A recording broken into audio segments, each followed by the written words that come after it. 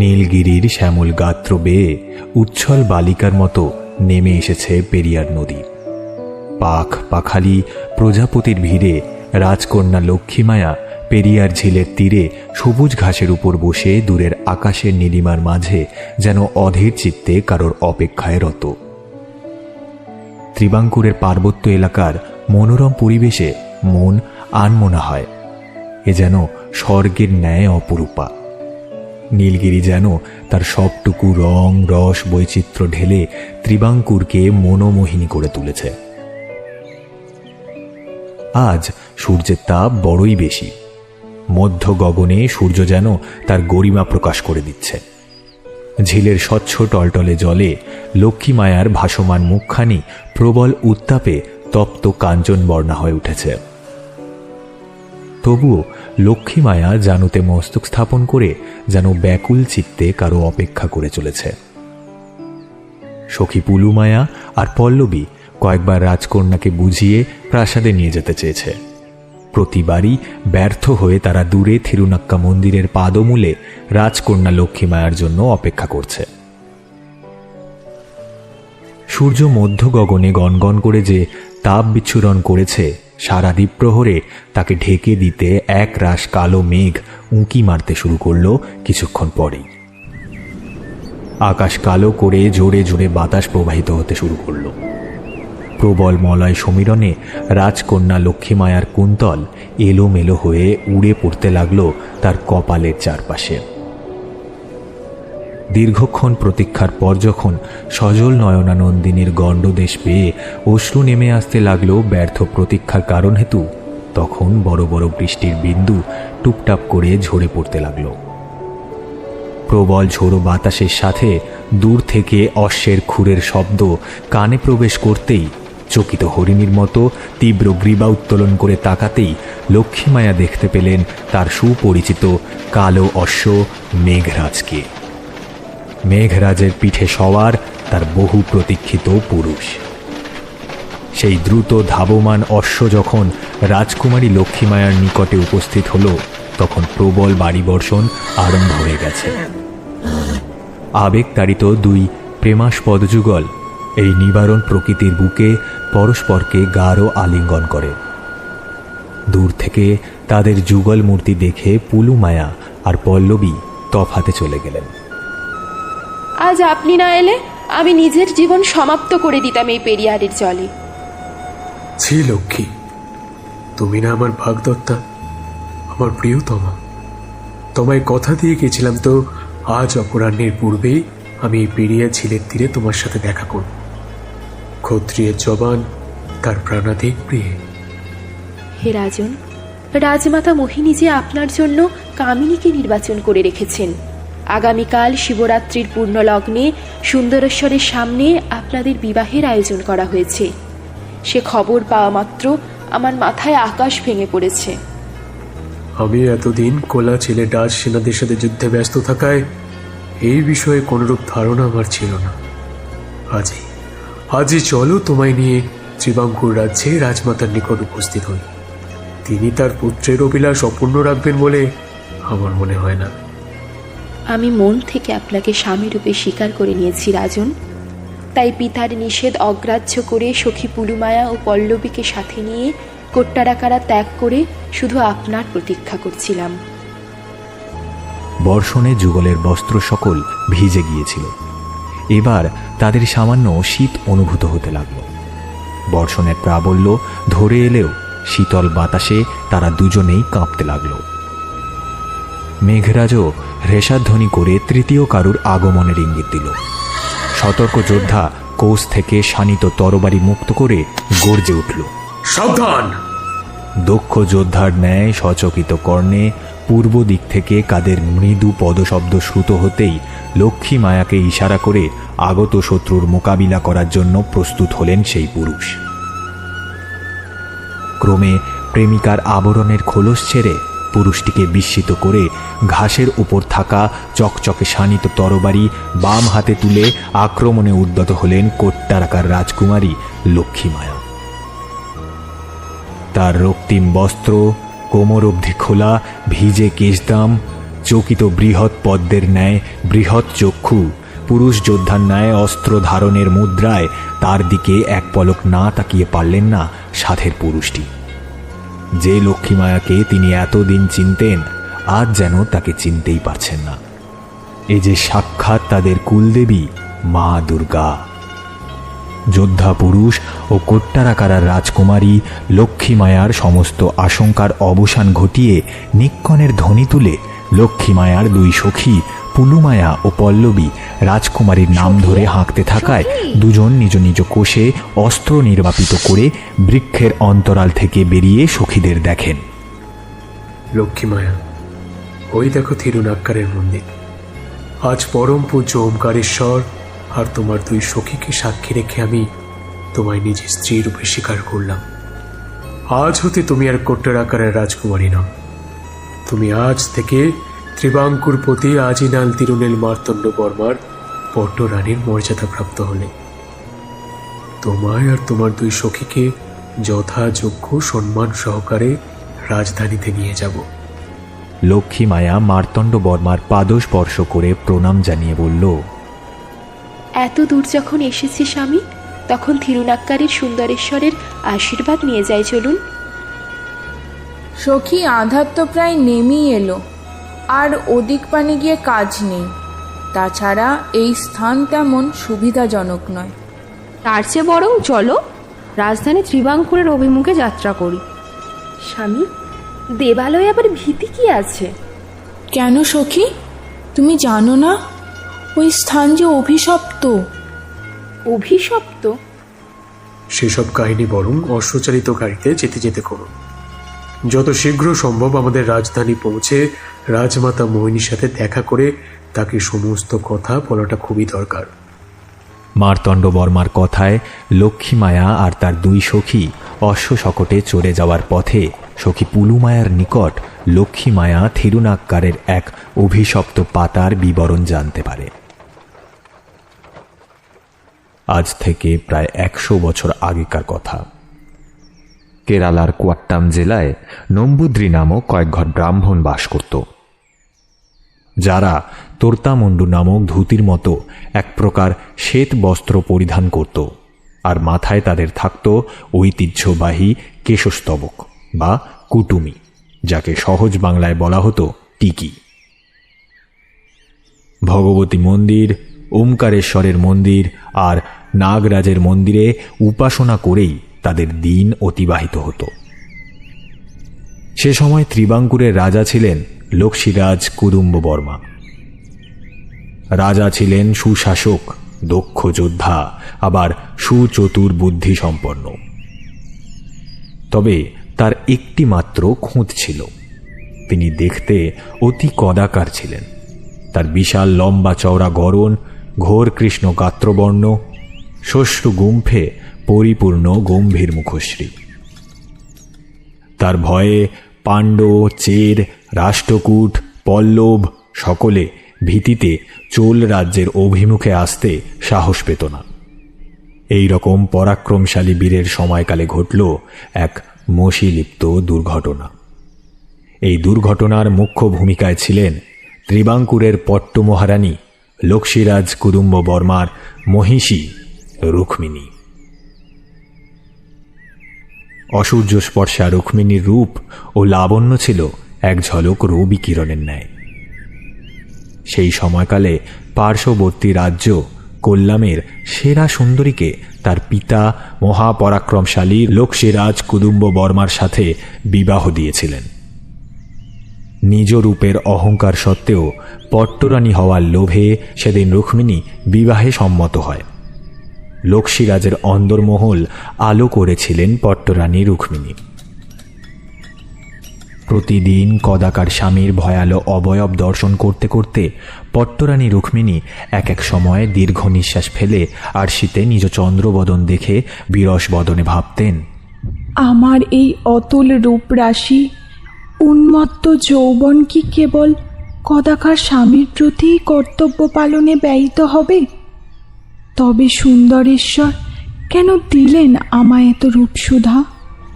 মনের দুঃখ তিনি কোনোদিন প্রকাশ করতে না পারলেও মনের মধ্যে একটা চাপা ক্ষোভ সর্বদা বিরাজ করত। লক্ষ্মীরাজের অন্দরমহলে প্রতিষ্ঠিত ছিল দেবী ভগবতী আর সুন্দরেশ্বরের যুগল মন্দির। সেই মন্দিরের নিত্য সেবার জন্য কেশান্ত্রী নামক এক নম্বুদ্রী ব্রাহ্মণ প্রতিদিন রাজার অন্দরমহলে প্রবেশ করত।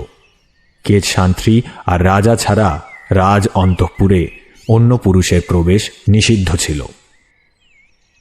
প্রতিদিন কেশান্ত্রীর পুজোর সময়কালে রাজা ও পট্টরানী উপস্থিত থেকে সমস্ত পুজোর কাজ সমাধা করতেন। রাজা লক্ষ্মীরাজ চেরদের প্রতিহত করতে কিছুদিনের জন্য উত্তরে যাত্রা করেন। রাজ অন্তঃপুরে বসন্তের স্নিগ্ধ প্রভাতে সুন্দরেশ্বর মন্দিরে প্রবেশ করলেন কেশান্ত্রী। ব্রহ্ম সন্তানের সুপুরুষাকার পট্টরানীর হৃদয়ে হিল্লোল তুলল। তার চমৎকৃত দৃষ্টি ব্রহ্মযুবকের নজর এড়াল না। এই সময় যেন যৌবনের উত্তাল অনলে ঘৃতাহুতি পড়ে। অঞ্জলির পুষ্পগ্রহণের অছিলায় রুক্মিণীর সাথে কেশান্ত্রীর করস্পর্শ ঘটলে উভয়ের দেহ শিহরিত হয়ে ওঠে। রুক্মিণীর হৃদয়ে কেশান্ত্রীর অনুপম পুরুষাকার হিল্লোল তোলে। আনমনা রুক্মিণীর উন্নত বক্ষ যুগলের কাঁচুলি খসে পড়ে। ঘন ঘন উষ্ণ নিঃশ্বাসের সাথে ওঠানামা করতে থাকে তার উন্মুক্ত যৌবনডালি। একে ত্রিবাঙ্কুরের সেরা সুন্দরী, তার উপর দীর্ঘদিন পিপাসিত। অন্তঃস্থলে কেশান্ত্রীর কামনায় ব্যাকুলা পট্টরানী কামক দৃষ্টিতে ব্রহ্ম সন্তানকে বিদ্ধ করে। বসন্তের মলয় সমীরণে যুবকের পক্ষে এই অতুলনীয় কামিনীর আকাঙ্ক্ষা অবহেলা করা সম্ভবপর হয় না। প্রতিবার মন্ত্রোচ্চারণকালে বাধাপ্রাপ্ত হতে থাকে সে। তার উষ্ণ রক্ত তার মধ্যে সুপ্ত পুরুষকে জাগ্রত করে তোলে। শেষে যখন তার হাত থেকে পুজোর ঘট উল্টে পড়ে যায়, তখন মন্দিরের বাইরে এক দাসী ছুটে আসে হন্তদন্ত হয়ে। কি হলো পট্টরানী, কি হয়েছে? রুক্মিণী তাকে দেখামাত্র বস্ত্র সংবরণপূর্বক তাকে বলে, কায়া, আজ আমার শরীরটা ভালো বোধ হচ্ছে না, আমায় অন্তঃপুরে নিয়ে চল। কায়া রুক্মিণীর খাস দাসী। রুক্মিণীর প্রতিটা চালচলন যেন তার হাতের উল্টো পিঠের মতো পরিচিত। নিমেষে রুক্মিণীর অপ্রস্তুত অবস্থা আর ব্রাহ্মণের মুখাবয়ব দেখে পরিস্থিতি আঁচ করতে তার দেরি হয়নি। আচ্ছা রানীমা, আমি এক্ষুনি ব্যবস্থা করছি। দ্রুত সে রুক্মিণীকে ধরে অন্তঃপুরে নিয়ে যায়। সেখানে পট্টরানীর একান্তের আদেশ জারি করে অন্তঃপুরের চারিপাশকে নিষ্কণ্টক করে। এই মুহূর্তে অন্দরমহল খালি করে দাও সবাই। পট্টরানীর আদেশ। উনি এখন একান্তে কিছু সময় অতিবাহিত করতে চান। তারপর গুপ্ত পথে রুক্মিণীর নবপ্রণয়ী কেশান্ত্রীকে নিয়ে তোলে পট্টরানীর শয্যাগৃহে। ধীমে প্রদীপের আলোয় শুভ্র মখমলের শয্যায় কামাতুর রুক্মিণী আর ব্রাহ্মণ সন্তান একে অপরের সাথে গাঢ় আলিঙ্গনে আবদ্ধ হয়। দীর্ঘদিন পিপাসিত হৃদয়ে রুক্মিণী নিজ পদমর্যাদা বিস্মিত হয়ে এক সামান্য ব্রহ্ম সন্তানের সাথে শারীরিক সম্পর্কে লিপ্ত হয়। ওদিকে রাজপুরোহিত হয়ে কেশান্ত্রী পট্ট মহারানীর কামিনী রূপে বশীভূত হয়ে তার প্রণয়ী হয়ে ওঠে।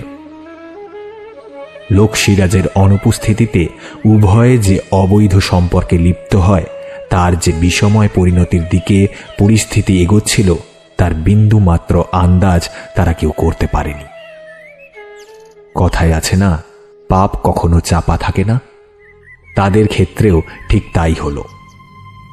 কায়ার চাতুরী সত্ত্বেও রাজা লক্ষ্মীরাজের অনুপস্থিতিতে কেশান্ত্রীর ঘন ঘন অন্তঃপুরে প্রবেশের কথা কানাঘুষো হতে শুরু করল। শেষে ব্যাপারটা চক্ষুষ করলেন রাজার প্রধান আমাতিয়া মূষাস্বামী।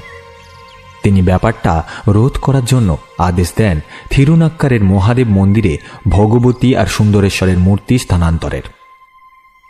আর রাজপুরোহিতের প্রতি নির্দেশ দেন আজ থেকে রাজ অন্তঃপুরের পূজা থিরুনাক্কার মন্দিরেই করা হবে। পট্টরানী আর রাজা নিজে গিয়ে প্রতিদিন প্রাতঃকালীন পুজোর সময় উপস্থিত থেকে আরতি করে আসবে। মনুষ্য বড় অদ্ভুত প্রাণী। সে নিজেকে প্রকৃতির শ্রেষ্ঠ জীব বলে দাবি তো করে, তবে তার মধ্যে লুকিয়ে থাকা জান্তব প্রবৃত্তিকে বেশি দিন চেপে রাখা সম্ভবপর হয় না, যদি না সে তার ষড়রিপুকে বশীভূত করতে পারে। কাম আর ক্রোধ রিপু দুটির বহিঃপ্রকাশের প্রাবল্য সবথেকে অধিক। তাই এই দুই অবাধ্য স্রোতস্বিনীকে বেশি দিন ঠেকিয়ে রাখা যায় না। তাই আমাত্যার শত প্রচেষ্টা সত্ত্বেও রুক্মিণী আর কেশসান্ত্রীর গোপন প্রণয় প্রতিহত করা সম্ভবপর হল না। বিপদ ধেয়ে এলো এক নিকষ অমাবস্যার রাতে। রাজা লক্ষ্মীরাজ কুদুম্ব বর্মা পাণ্ডবদের বিষয়ে আমাত্যের সাথে পরামর্শে লিপ্ত ছিলেন। সেই সুযোগে রুক্মিণী তার খাস দাসী কায়ার সাথে থিরুনাক্কার মন্দিরে উপস্থিত হন অভিসারে। সবকিছু ঠিকই চলত, তবে বলে না বিধির বিধান। আমাত্যার সাথে পরামর্শ অন্তে লক্ষ্মীরাজ লক্ষ্য করলেন ঘোর অনামিসায় দূরে থিরুনাক্কার মন্দির থেকে ক্ষীণ আলো রেখা দৃষ্টিগোচর হচ্ছে। তিনি তার কিছু দেহরক্ষকের সাথে থিরুনাক্কার মন্দিরের অভিমুখে রওনা দিলেন। মন্দিরের নাট মন্দিরের কাছে কায়াকে দেখে বিস্মিত রাজা জিজ্ঞাসা করেন, তুমি এখন এই ঘোর অমাবস্যায় থিরুনাক্কার মন্দিরে কি করছো? আচম্বিতে রাজ দর্শনে কায়া ঘাবড়ে গিয়ে নতমস্তকে নিরুত্তর রইলে এক দেহরক্ষক বলে, রাজন, মন্দিরের বিশেষ কক্ষ থেকে আলো আসছে। অপেক্ষা করো, আমি দেখে আসছি। সতর্ক লক্ষ্মীরাজ এগিয়ে চললেন নাট মন্দির অতিক্রম করে মন্দিরের কক্ষের দিকে। থিরুনাক্কার মন্দিরের পবিত্র বাতাবরণে গোপনে যে কলঙ্ক বাসা বাঁধছিল এতদিন ধরে, তা যে এতটাই কলুষিত যা কল্পনাতেও পাপবোধ হয়। মহাপরাক্রমশালী রাজা লক্ষ্মীরাজের পট্টরানী কিনা সামান্য এক ব্রহ্ম সন্তানের যৌন কাঙ্ক্ষায় এতটাই দিশেহারা হয়ে পড়েছেন যে স্থান কাল পাত্র বিস্মিত হয়ে মহাদেবের উপাসনালয়ে কেশসান্ত্রীর সাথে রতিক্রিয়ায় লিপ্ত হয়েছেন। মন্দিরের বাইরে কারোর পদশব্দ শুনতে পেয়েই সতর্ক হয়ে রুক্মিণীর প্রণয়ী কক্ষের দক্ষিণ ভাগে সুন্দরেশ্বরের লিঙ্গের আড়ালে আত্মগোপন করে। আর পট্টরানী নিজ বস্ত্র সংবরণ করে উঠে দাঁড়ায়। রুদ্ধ কবাট খুলে প্রদীপের ক্ষীণ আলোয় দীপ্যমান আলো আধারিতে মহারাজকে দেখে ক্ষণিকের জন্য ফ্যাকাশে হয়ে যায় রুক্মিণী। লক্ষ্মীরাজ ধীর কদমে পট্টরানীর নিকট উপস্থিত হয়ে ঘৃতের প্রদীপ হাতে নিয়ে ভালো করে পট্টরানীকে পর্যবেক্ষণ করতে থাকেন। যতই রুক্মিণী নিজেকে স্বাভাবিক করার প্রচেষ্টা করুক, সুচতুর লক্ষ্মীরাজের তীক্ষ্ণ দৃষ্টি পড়ে পট্টরানীর বক্ষ ও বাহুর নখর ক্ষতের প্রতি। নিমেষে তার বুঝতে বাকি থাকে না ওই সদ্য নখর ক্ষতগুলো তার পট্টরানীর অসতীত্বের প্রমাণ হিসাবে জ্বলজ্বল করছে। ক্রোধে রক্ত চক্ষু তুলে পট্টরানীকে গম্ভীর কণ্ঠে লক্ষ্মীরাজ বলে ওঠেন, হে পাপিষ্ঠা নারী, তুমি রাজপট্টরানী হয়ে দেবালয়ের মতো পবিত্র স্থান অপবিত্র করেছ। বলো বলো, কে সেই নরাধম যে কিনা তোমার সাথে ব্যভিচারে লিপ্ত হয়? আজই তার শেষ রাত। রাজার গুরু গম্ভীর স্বরে ভীত রুক্মিণী আচমকাই ধীর কদমে এগিয়ে এসে কক্ষের দ্বার রুদ্ধ করে দেয়। তার মুখে ফুটে ওঠে এক কুটিল হাসি। ইমতাবস্থায় রুক্মিণীর এমন ব্যবহারে বিস্মিত লক্ষ্মীরাজের কিছু বলার আগেই তার পিঠে কিছু শানিত অস্ত্রের আঘাতে তিনি তীব্র আর্তনাদ করে ওঠেন। আর পিছনে ঘুরে যাকে দেখেন তাকে দেখে তার বিস্ময়ের পরিসীমা থাকে না।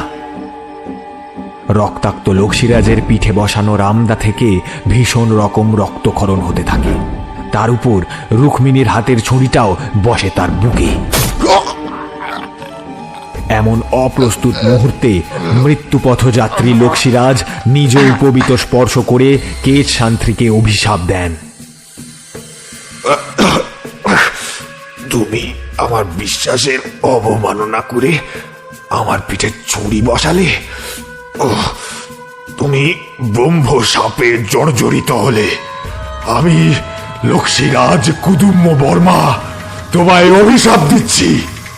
আজ থেকে তুমি রক্ষ লোকের বাসিন্দা হলে ব্রহ্মদের ন্যায় স্বর্গে তোমার কদাপি স্থান হবে না।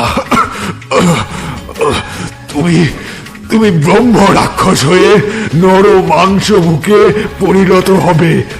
আর আর যে নারীর জন্য তুমি আমার সাথে প্রতারণা করলে সেই নারী হবে তোমার মৃত্যুর কারণ। মাটিতে লুটিয়ে পড়ার আগেই বাঁধ ভাঙা জলস্রোতের মতো চোল দেহরক্ষীরা কক্ষের দ্বার ভেঙে মন্দিরে প্রবেশ করে। মাটিতে রক্তাক্ত মহারাজ আর রক্তলিপ্ত অস্ত্র হাতে রাজপুরোহিত ও পট্টরানীকে দেখে তাদের পুরো বিষয়টা বুঝতে বাকি থাকে না। তারা মহারাজের নিথর দেহটা তুলে নিয়ে যাবার ব্যবস্থা করে, সেই সাথে রাজপুরোহিতকে বন্দী করে।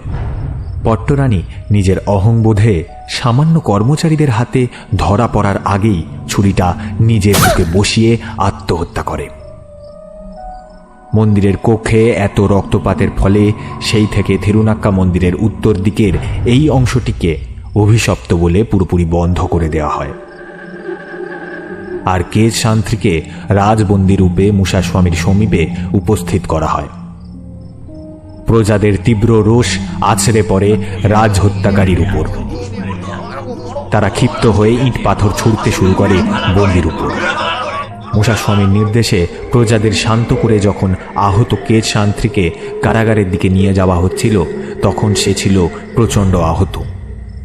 প্রবল রক্তপাতে সে সংজ্ঞা হারায়।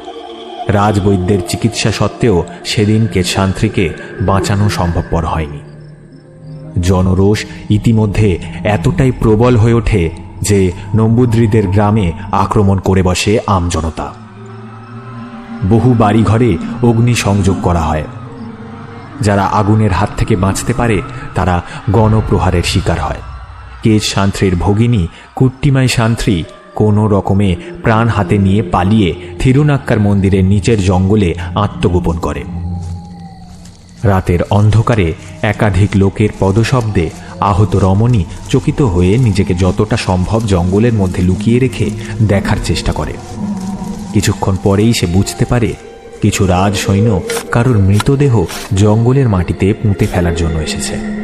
খুব ভালো করে বুঝতে পারে না সে সবটা, তবুও মশালের আলোয় কুটুমি দেখে আন্দাজ করে মৃত ব্যক্তি কোনো ব্রাহ্মণী হবে। সৈন্যরা তাদের কার্য সমাধা করে ফিরে গেলে পর জঙ্গলে কিছুক্ষণের জন্য কুট্টিমাইয়ের চোখ লেগে গিয়েছিল। চোখে ভোরের আলো পড়তেই চোখ খুলে চারপাশটা ভালো করে দেখে এগোতে গিয়ে কিছুতে একটা পা পড়ে তার। সেটা থেকে পা সরাতেই চমকে ওঠে। চেনা রূপোর তাবিজ। মাটি থেকে তুলে ভালো করে পর্যবেক্ষণ করতে তার বুঝতে বাকি থাকে না যে সেই মৃতদেহ আর কারো নয়, তার সহোদর কেজ শান্ত্রীর। তখন কুট্টিমাইয়ের যত রোষ গিয়ে পড়ে ত্রিবাঙ্কুরের উপর। সেই সময় দক্ষিণ ভারতে তন্ত্রবিদ্যার প্রচলন ছিল। কুট্টিমাই সেই সব সাধনা করতে বেশ সিদ্ধহস্ত ছিলেন। তাই কাল বিলম্ব না করে ত্রিবাঙ্কুরবাসীদের ওপর প্রতিহিংসা চরিতার্থ করতে কেজ শান্ত্রীর মৃতদেহকে সে মাটি থেকে বার করে আনে। তারপর জঙ্গলের একটা উঁচু ঢিবির উপর ছক কেটে মৃতদেহ স্থাপন করে সেই দেহে প্রাণ সঞ্চারের জন্য তন্ত্র মন্ত্র যা এতদিন সে শিখে এসেছে তা প্রয়োগ করতে শুরু করে। দীর্ঘ সময় পর হঠাৎ পরিষ্কার আকাশে কয়েক খণ্ড কালো মেঘের দল ভিড় করে, আর ত্রিবাঙ্কুরবাসীদের চমকে দিয়ে আকাশে ঝলকে ওঠে বিদ্যুতের ঝলক। দীর্ঘ তন্ত্র সাধনার পর মৃদু হাসি মুখে সামনের মৃতদেহ ও জ্বলন্ত অগ্নিকুণ্ডের দিকে তাকিয়ে নিষ্ঠুর হাসি হেসে ওঠে কুট্টিমাই। তারপরেই কোটি থেকে একটা ক্ষুদ্র ছুরিকা বার করে নিজ কণ্ঠনালী বরাবর চালিয়ে দেয়। ছরছর করে কাটা নলিবে নেমে আসে তাজা রক্তের ধারা। কুট্টিমাইয়ের বুক পেট থেকে সেই রক্তধারা এসে মাটিকে ভিজিয়ে দিতে থাকে।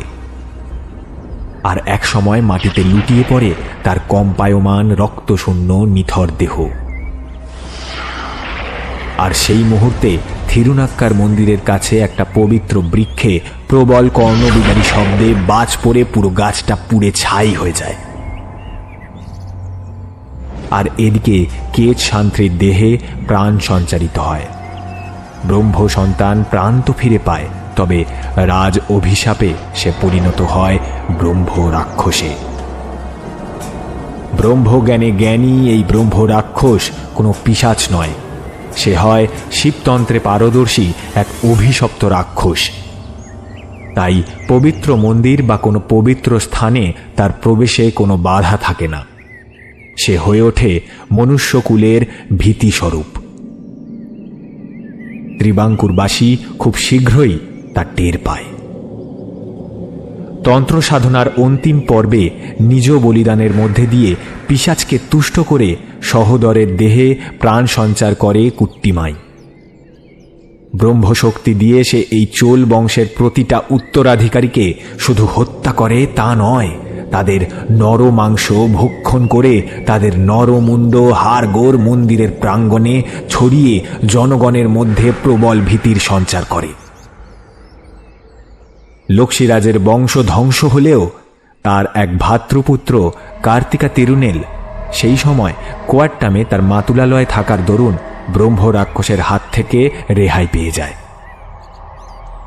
তবে থিরুনাক্কারের ভগবতী মন্দির ও সুন্দরেশ্বরের মন্দির এক প্রকার বন্ধই হয়ে যায়। থিরুনাক্কারে ব্রহ্ম রাক্ষসের ভীতিতে ওই অঞ্চল জনশূন্য হয়ে পড়ে। সে সময় ময়ূরভট্ট নামক এক পণ্ডিত থিরুনাক্কারে যজ্ঞের আয়োজন করলে পর ব্রহ্ম রাক্ষস ক্রমাগত সেখানে নরকপাল হাড় গোড় অর্ধভুক্ত কঙ্কাল ফেলে সেই যজ্ঞ ভঙ্গ করে দেয়।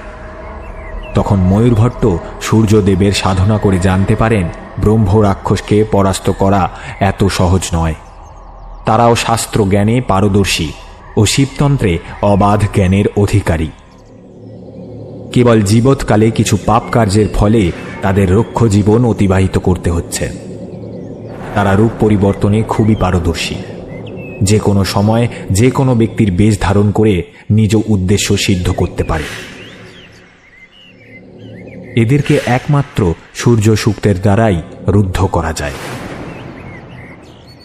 মূষাস্বামীর সাথে পরামর্শ করে স্থির করা হয় একটি বিশেষ ক্ষণে যখন সূর্যের শক্তি বৃদ্ধি ঘটবে তখনই একটি বিশেষ পদ্ধতিতে মন্দিরের পবিত্র বাতাবরণে এই ব্রহ্ম রাক্ষসকে বন্দী করে ফেলা যায়। তবে কোনোভাবে যদি ব্রহ্ম রাক্ষস সেই মন্ত্রের সন্ধান পেয়ে যায় তবে পুনরায় সে ফিরে আসবে। তবে সেই মন্ত্র কি রূপে তার থেকে লুকিয়ে রাখা সম্ভব?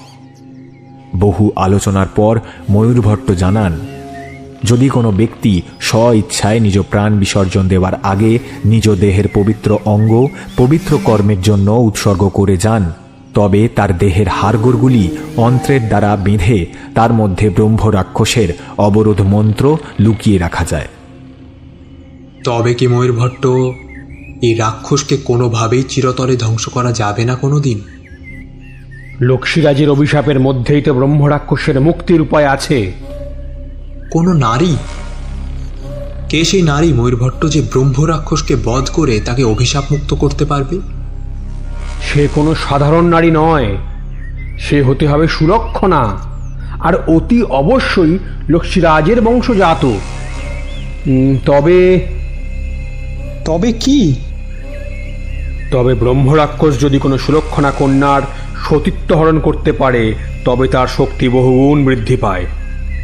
সেক্ষেত্রে তাকে আর এই সূর্যমন্ত্র দ্বারা অবরুদ্ধ করা সম্ভবপর হবে না। তবে তো খুবই চিন্তার বিষয় এটা। আমাদের যা সিদ্ধান্ত নিতে হবে তা খুব দ্রুত। ইত্যবসরে ব্রহ্মরাক্ষসের তাণ্ডবে ত্রিবাঙ্কুর প্রায় জনশূন্যে পরিণত হয়েছে। তবে এই রাজ্যে এমন কোনো ব্রাহ্মণ আছে কি যে স্বইচ্ছায় ব্রহ্মরাক্ষসকে প্রতিহত করতে আত্মবিসর্জন দিতে প্রস্তুত হবে? আচ্ছা ময়ূরভট্ট, আমায় একটু সময় দেবেন। কাল অপরাহ্নের পূর্বেই আমি এমন এক ব্যক্তিকে আপনার সামনে হাজির করব। এমন সময় একজন সৈন্য ছুটতে ছুটতে এসে জানালো ময়ূরভট্টের পুত্র সোমনাথ ব্রহ্ম রাক্ষসের কবলে পড়েছে। ময়ূরভট্টের স্ত্রী বিয়োগান্তে সোমনাথই একমাত্র বংশপ্রদীপ। তাই নিজের জীবনের তোয়াক্কা না করে ময়ূরভট্ট সাথে মূষাস্বামী আর কিছু রাজ সৈন্য ছুটে চলে থিরুনাক্কার মন্দিরের দিকে। দিনের আলোয় যেন জনশূন্য ত্রিবাঙ্কুর পাণ্ডব বর্জিত স্থান মনে হতে লাগল। দূর থেকে এক পাশবিক গর্জনে সকলের বুকের রক্ত হিম হয়ে যেতে লাগল। ময়ূরভট্টের মনের ভিতর যে কি উথাল পাতাল হচ্ছে তা এক পিতা ব্যতীত বোঝার সাধ্য কারণ নেই। থিরুনাক্কার মন্দিরের কাছে যখন তারা পৌঁছল, তখন ব্রহ্ম রাক্ষসের ভয়ানক মূর্তি দেখে রাজ সৈন্যরা পিছু হটতে লাগল। সোমনাথ তার পিতার মতোই জ্ঞানী পণ্ডিত, সেই সাথে অত্যন্ত মহানুভব বটে। সে যখন বুঝতে পারল এই মৃত্যুদূতের হাত থেকে পরিত্রাণের দ্বিতীয় কোনো উপায় নেই, তখন সে পিতার নিকট শেষ প্রণাম করে বলে ওঠে, আত্মবিসর্জনের জন্য আমি প্রস্তুত। নিজের চোখের সম্মুখে নিজের একমাত্র পুত্রের মৃত্যুর দৃশ্য প্রত্যক্ষ করা সহজ কাজ নয়। তবুও ত্রিবাঙ্কুরের প্রজাদের স্বার্থে আর দেশের স্বার্থে মনকে শক্ত করে ময়ূরভট্ট। তবুও পুত্রের শোকে তার দুই চোখ বেয়ে জল গড়িয়ে পড়তে থাকে। ব্রহ্ম রাক্ষস যাতে পিতার কার্যে বিঘ্ন ঘটাতে না পারে, সেহেতু সোমনাথ ব্রহ্ম রাক্ষসকে ব্যস্ত রাখার জন্য জঙ্গলে আত্মগোপন করে। ইতিমধ্যে থিরুনাক্কারের পবিত্র মন্দিরের পূর্ব কোণে দেহবন্ধন পূর্বক ময়ূরভট্ট সূর্য শতক ও সৌরমন্ত্র এক নাগারে জপ করে যেতে থাকেন। তবে ব্রহ্ম রাক্ষসরাও যেহেতু বেদ জ্ঞানী, তাই সৌরমন্ত্র পাঠে একটি বিশেষ কৌশলের অনুসরণ করে ময়ূরভট্ট, যাতে ব্রহ্ম রাক্ষস সেই মন্ত্র টের না পায়। বেশ কিছুক্ষণ মন্ত্র পাঠের পর সকলে দেখে আকাশে কালো মেঘের আস্তরণ সরে গিয়ে সূর্যদেব তার কিরণ চারিদিকে ছড়িয়ে দিচ্ছেন, আর একটা প্রবল বাতাসের সাথে এক প্রচণ্ড পাশবিক হুঙ্কার ভেসে আসে সকলের কানে। ময়ূরভট্ট একটি লাল রঙের উজ্জ্বল পাথর সূর্যদেবের সামনে তুলে ধরেন। তারপর সেই পাথরটা কিছুক্ষণের মধ্যেই রং পরিবর্তন করে পিঙ্গল বর্ণ ধারণ করে, আর সেই পাশবিক শব্দ বন্ধ হয়ে যায়। মূষাস্বামী, আপনি সৈন্যদের আদেশ দিন সোমনাথকে জঙ্গল থেকে উদ্ধার করে আনতে। আর ভয়ের কোনো কারণ নেই। এখন ব্রহ্মরাক্ষস এই পিঙ্গল পাথরের মধ্যে বন্দী। যতদিন এই পাথরের বর্ণ পিঙ্গল থাকবে, ততদিন ব্রহ্মরাক্ষস এতে বন্দী থাকবে। আর যেদিন এটি লাল বর্ণ ধারণ করবে, সেদিন বুঝতে হবে ব্রহ্মরাক্ষস মুক্তি লাভ করেছে। তবে তো এই পাথরটিকে কোনো নিরাপদ স্থানে লুকিয়ে ফেলা উচিত। আপনি ঠিকই বলেছেন। তার আগে সোমনাথকে খুঁজে আনতে হবে। সে নিজে যখন আত্মবিসর্জনের জন্য প্রস্তুত হয়েছে, তখন আর বিলম্ব না করে এখনই সূর্য শতকের মন্ত্র তার অস্থিতে খোদাই করে সংরক্ষণ করতে হবে। ব্রহ্মরাক্ষস তো এখন বন্দী, তবে কি আর আত্মবিসর্জনের আর কোনো প্রয়োজনীয়তা আছে? তাছাড়া এই মন্ত্র কোনো কাগজ বা পত্রে লেখা যায় না, মানব অস্থিতেই লিখতে হবে কেন? ব্রহ্মরাক্ষসকে প্রতিহতকারী এই শক্তিশালী সৌরমন্ত্র লুকিয়ে রাখতে শ্বেত মনুষ্য অস্থি সবচেয়ে নিরাপদ। তাছাড়া মনে আছে লক্ষ্মীরাজের অভিশাপ? সেখানে বলা ছিল ব্রহ্মরাক্ষসকে বধ করতে পারে একমাত্র কোনো নারী। আমরা তাকে কেবল বন্দি করেছি, ধ্বংস করতে পারিনি। তাই ভবিষ্যতে যদি ব্রহ্মরাক্ষস মুক্ত হয়ে যায়, তাহলে তাকে পুনরায় বন্দি করতে এই সৌরমন্ত্র কাজে লাগবে। তাছাড়া এই মন্ত্রপাঠের বিশেষ কৌশলও তাতে উল্লিখিত থাকবে। আপনারা যখন আমাদের ত্রিবাঙ্কুরের জন্য এত বড় বলিদান দিতে প্রস্তুত, তখন আমরা বরং সোমনাথের জন্য একটি স্মারক প্রস্তুত করাই, যাতে যুগে যুগে ত্রিবাঙ্কুরবাসী তার আত্মবলিদানের মহানতার কথা জানতে পারে। পুত্র সোমনাথের বলিদান একটি বিশেষ গোপনীয় কার্য সমাধা করতেই হবে। সেটা যাতে সহজে তার গোপনীয়তা না হারায়, সেটা দেখার দায়িত্ব আপনার। আর আপনি যদি কিছু করতেই চান, তবে ব্রহ্মহত্যার পাপ স্থলনের জন্য বর্মরাজকোষে কিছু অর্থ ব্যয় করে একটি ব্রহ্মরাক্ষসের মন্দির বানান থিরুনাক্কারে, যেখানে মা ভগবতী ও সুন্দরেশ্বরের কৃপায় ব্রহ্মরাক্ষসের মূর্তির মধ্যেই এই পিঙ্গল পাথরটি লুকিয়ে রাখা সম্ভব হবে। সেই সাথে আমার পুত্রের পবিত্র অস্থিও তার নাড়িভুড়ির দ্বারা বেঁধে ব্রহ্মরাক্ষসের মূর্তির নিচে সংরক্ষণ করতে হবে। চোল সৈন্যরা যখন জঙ্গলে সোমনাথকে উদ্ধারের জন্য অনুসন্ধানরত, তখন একটা প্রচণ্ড মানবিক আর্তনাদে পরিবেশের ছন্দ কাটে।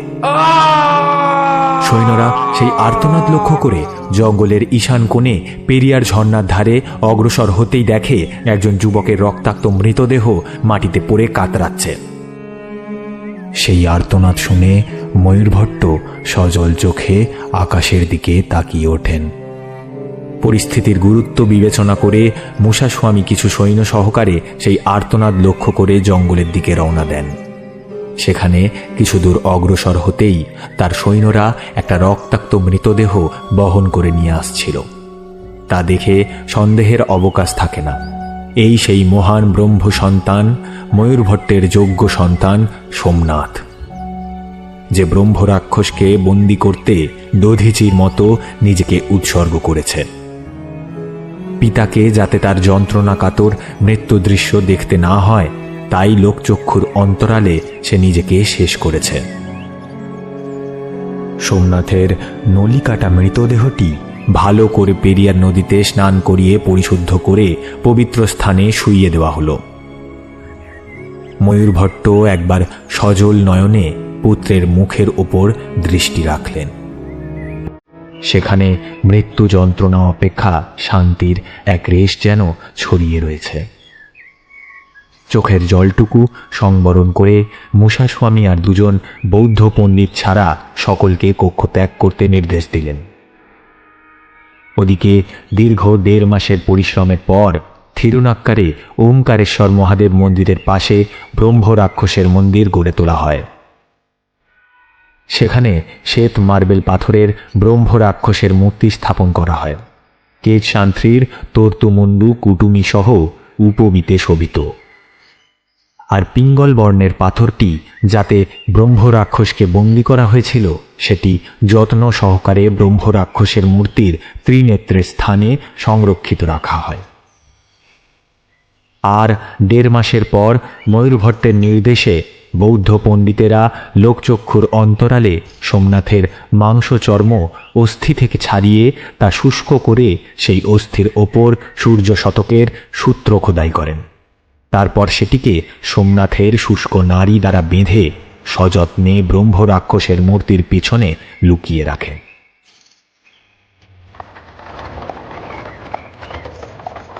অতীতের এই ভয়ানক অধ্যায় শুনে লক্ষ্মী মায়ার মনটা ছ্যাঁত করে ওঠে।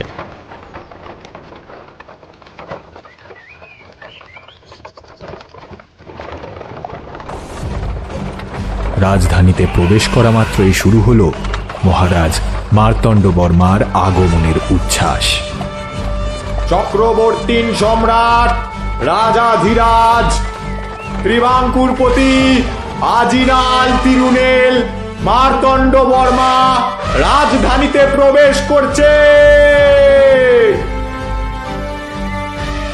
রাজা মার্তণ্ডবর্মার জয়! রাজা মার্তণ্ডবর্মার জয়! অশ্বপৃষ্ঠ থেকে অবতরণ করার পূর্বেই রাজমাতা মোহিনীর এক পাশে মাতা কার্তিকা তিরুনেল উমা দেবী আর অন্য পাশে এক মৃগনয়নী মার্তণ্ডবর্মার দিকে তাকিয়ে মিটিমিটি চোখে। কারোর বুঝতে বোধহয় অসুবিধা হয় না, এই সেই কোল্লামের বিখ্যাত সুন্দরী কামিনী, যার সাথে সামনের শিবরাত্রিতে মার্তণ্ডবর্মার বিবাহ স্থির করা হয়েছে। সেই কারণেই সারা ত্রিবাঙ্কুর ও পদ্মনাভপুরম ঢেলে সাজানো হয়েছে।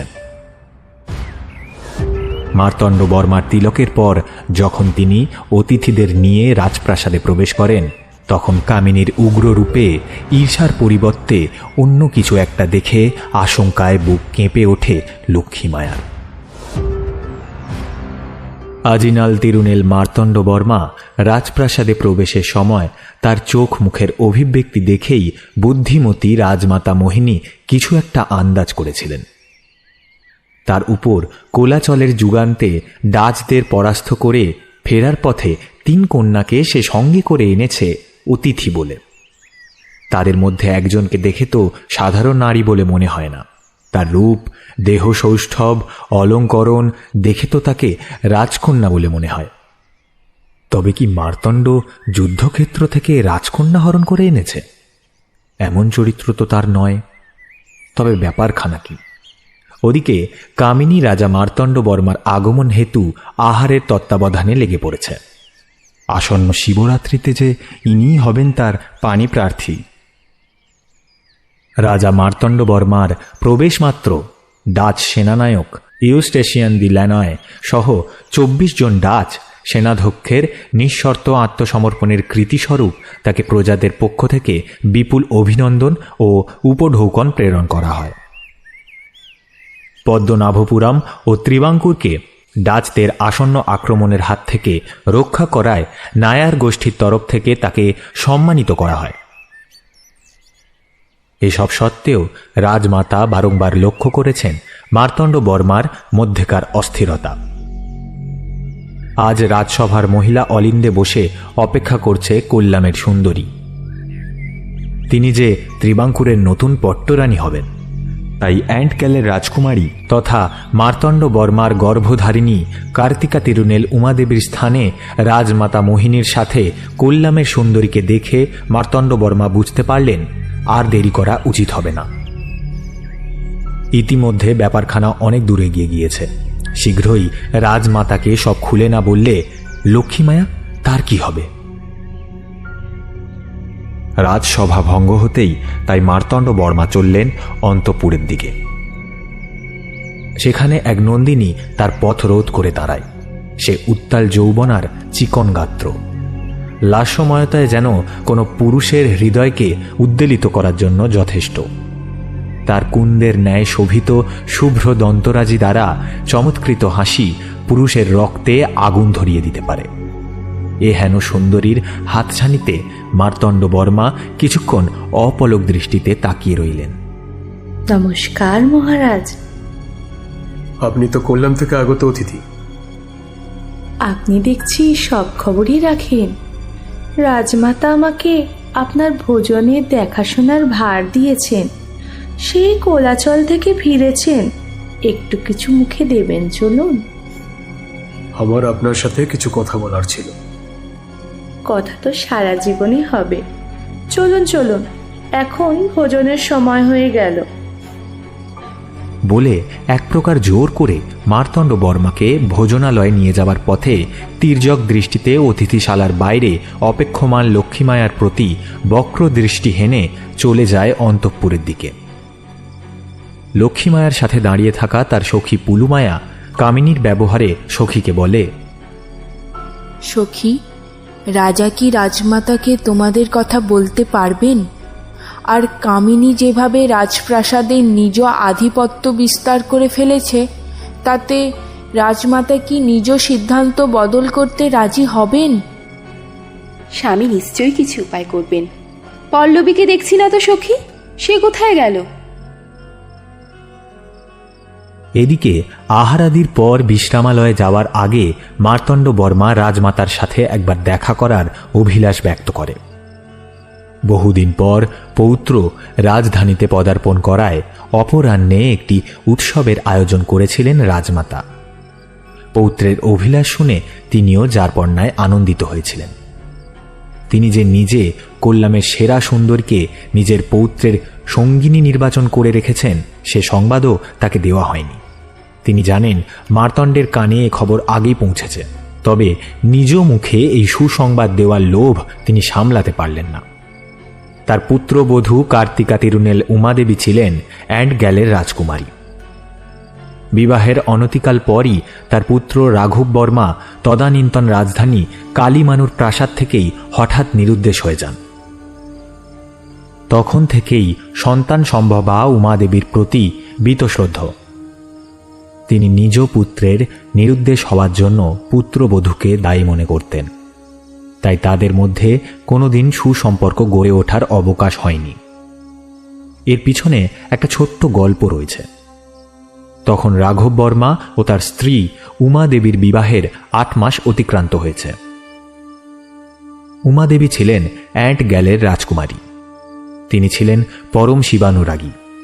তাই একদা তিনি তার স্বামীকে তার সন্তান সম্ভাবনার কথা জানিয়ে থিরুনাক্কারে সুন্দরেশ্বরের দর্শনে যাবার জন্য বায়না করেন।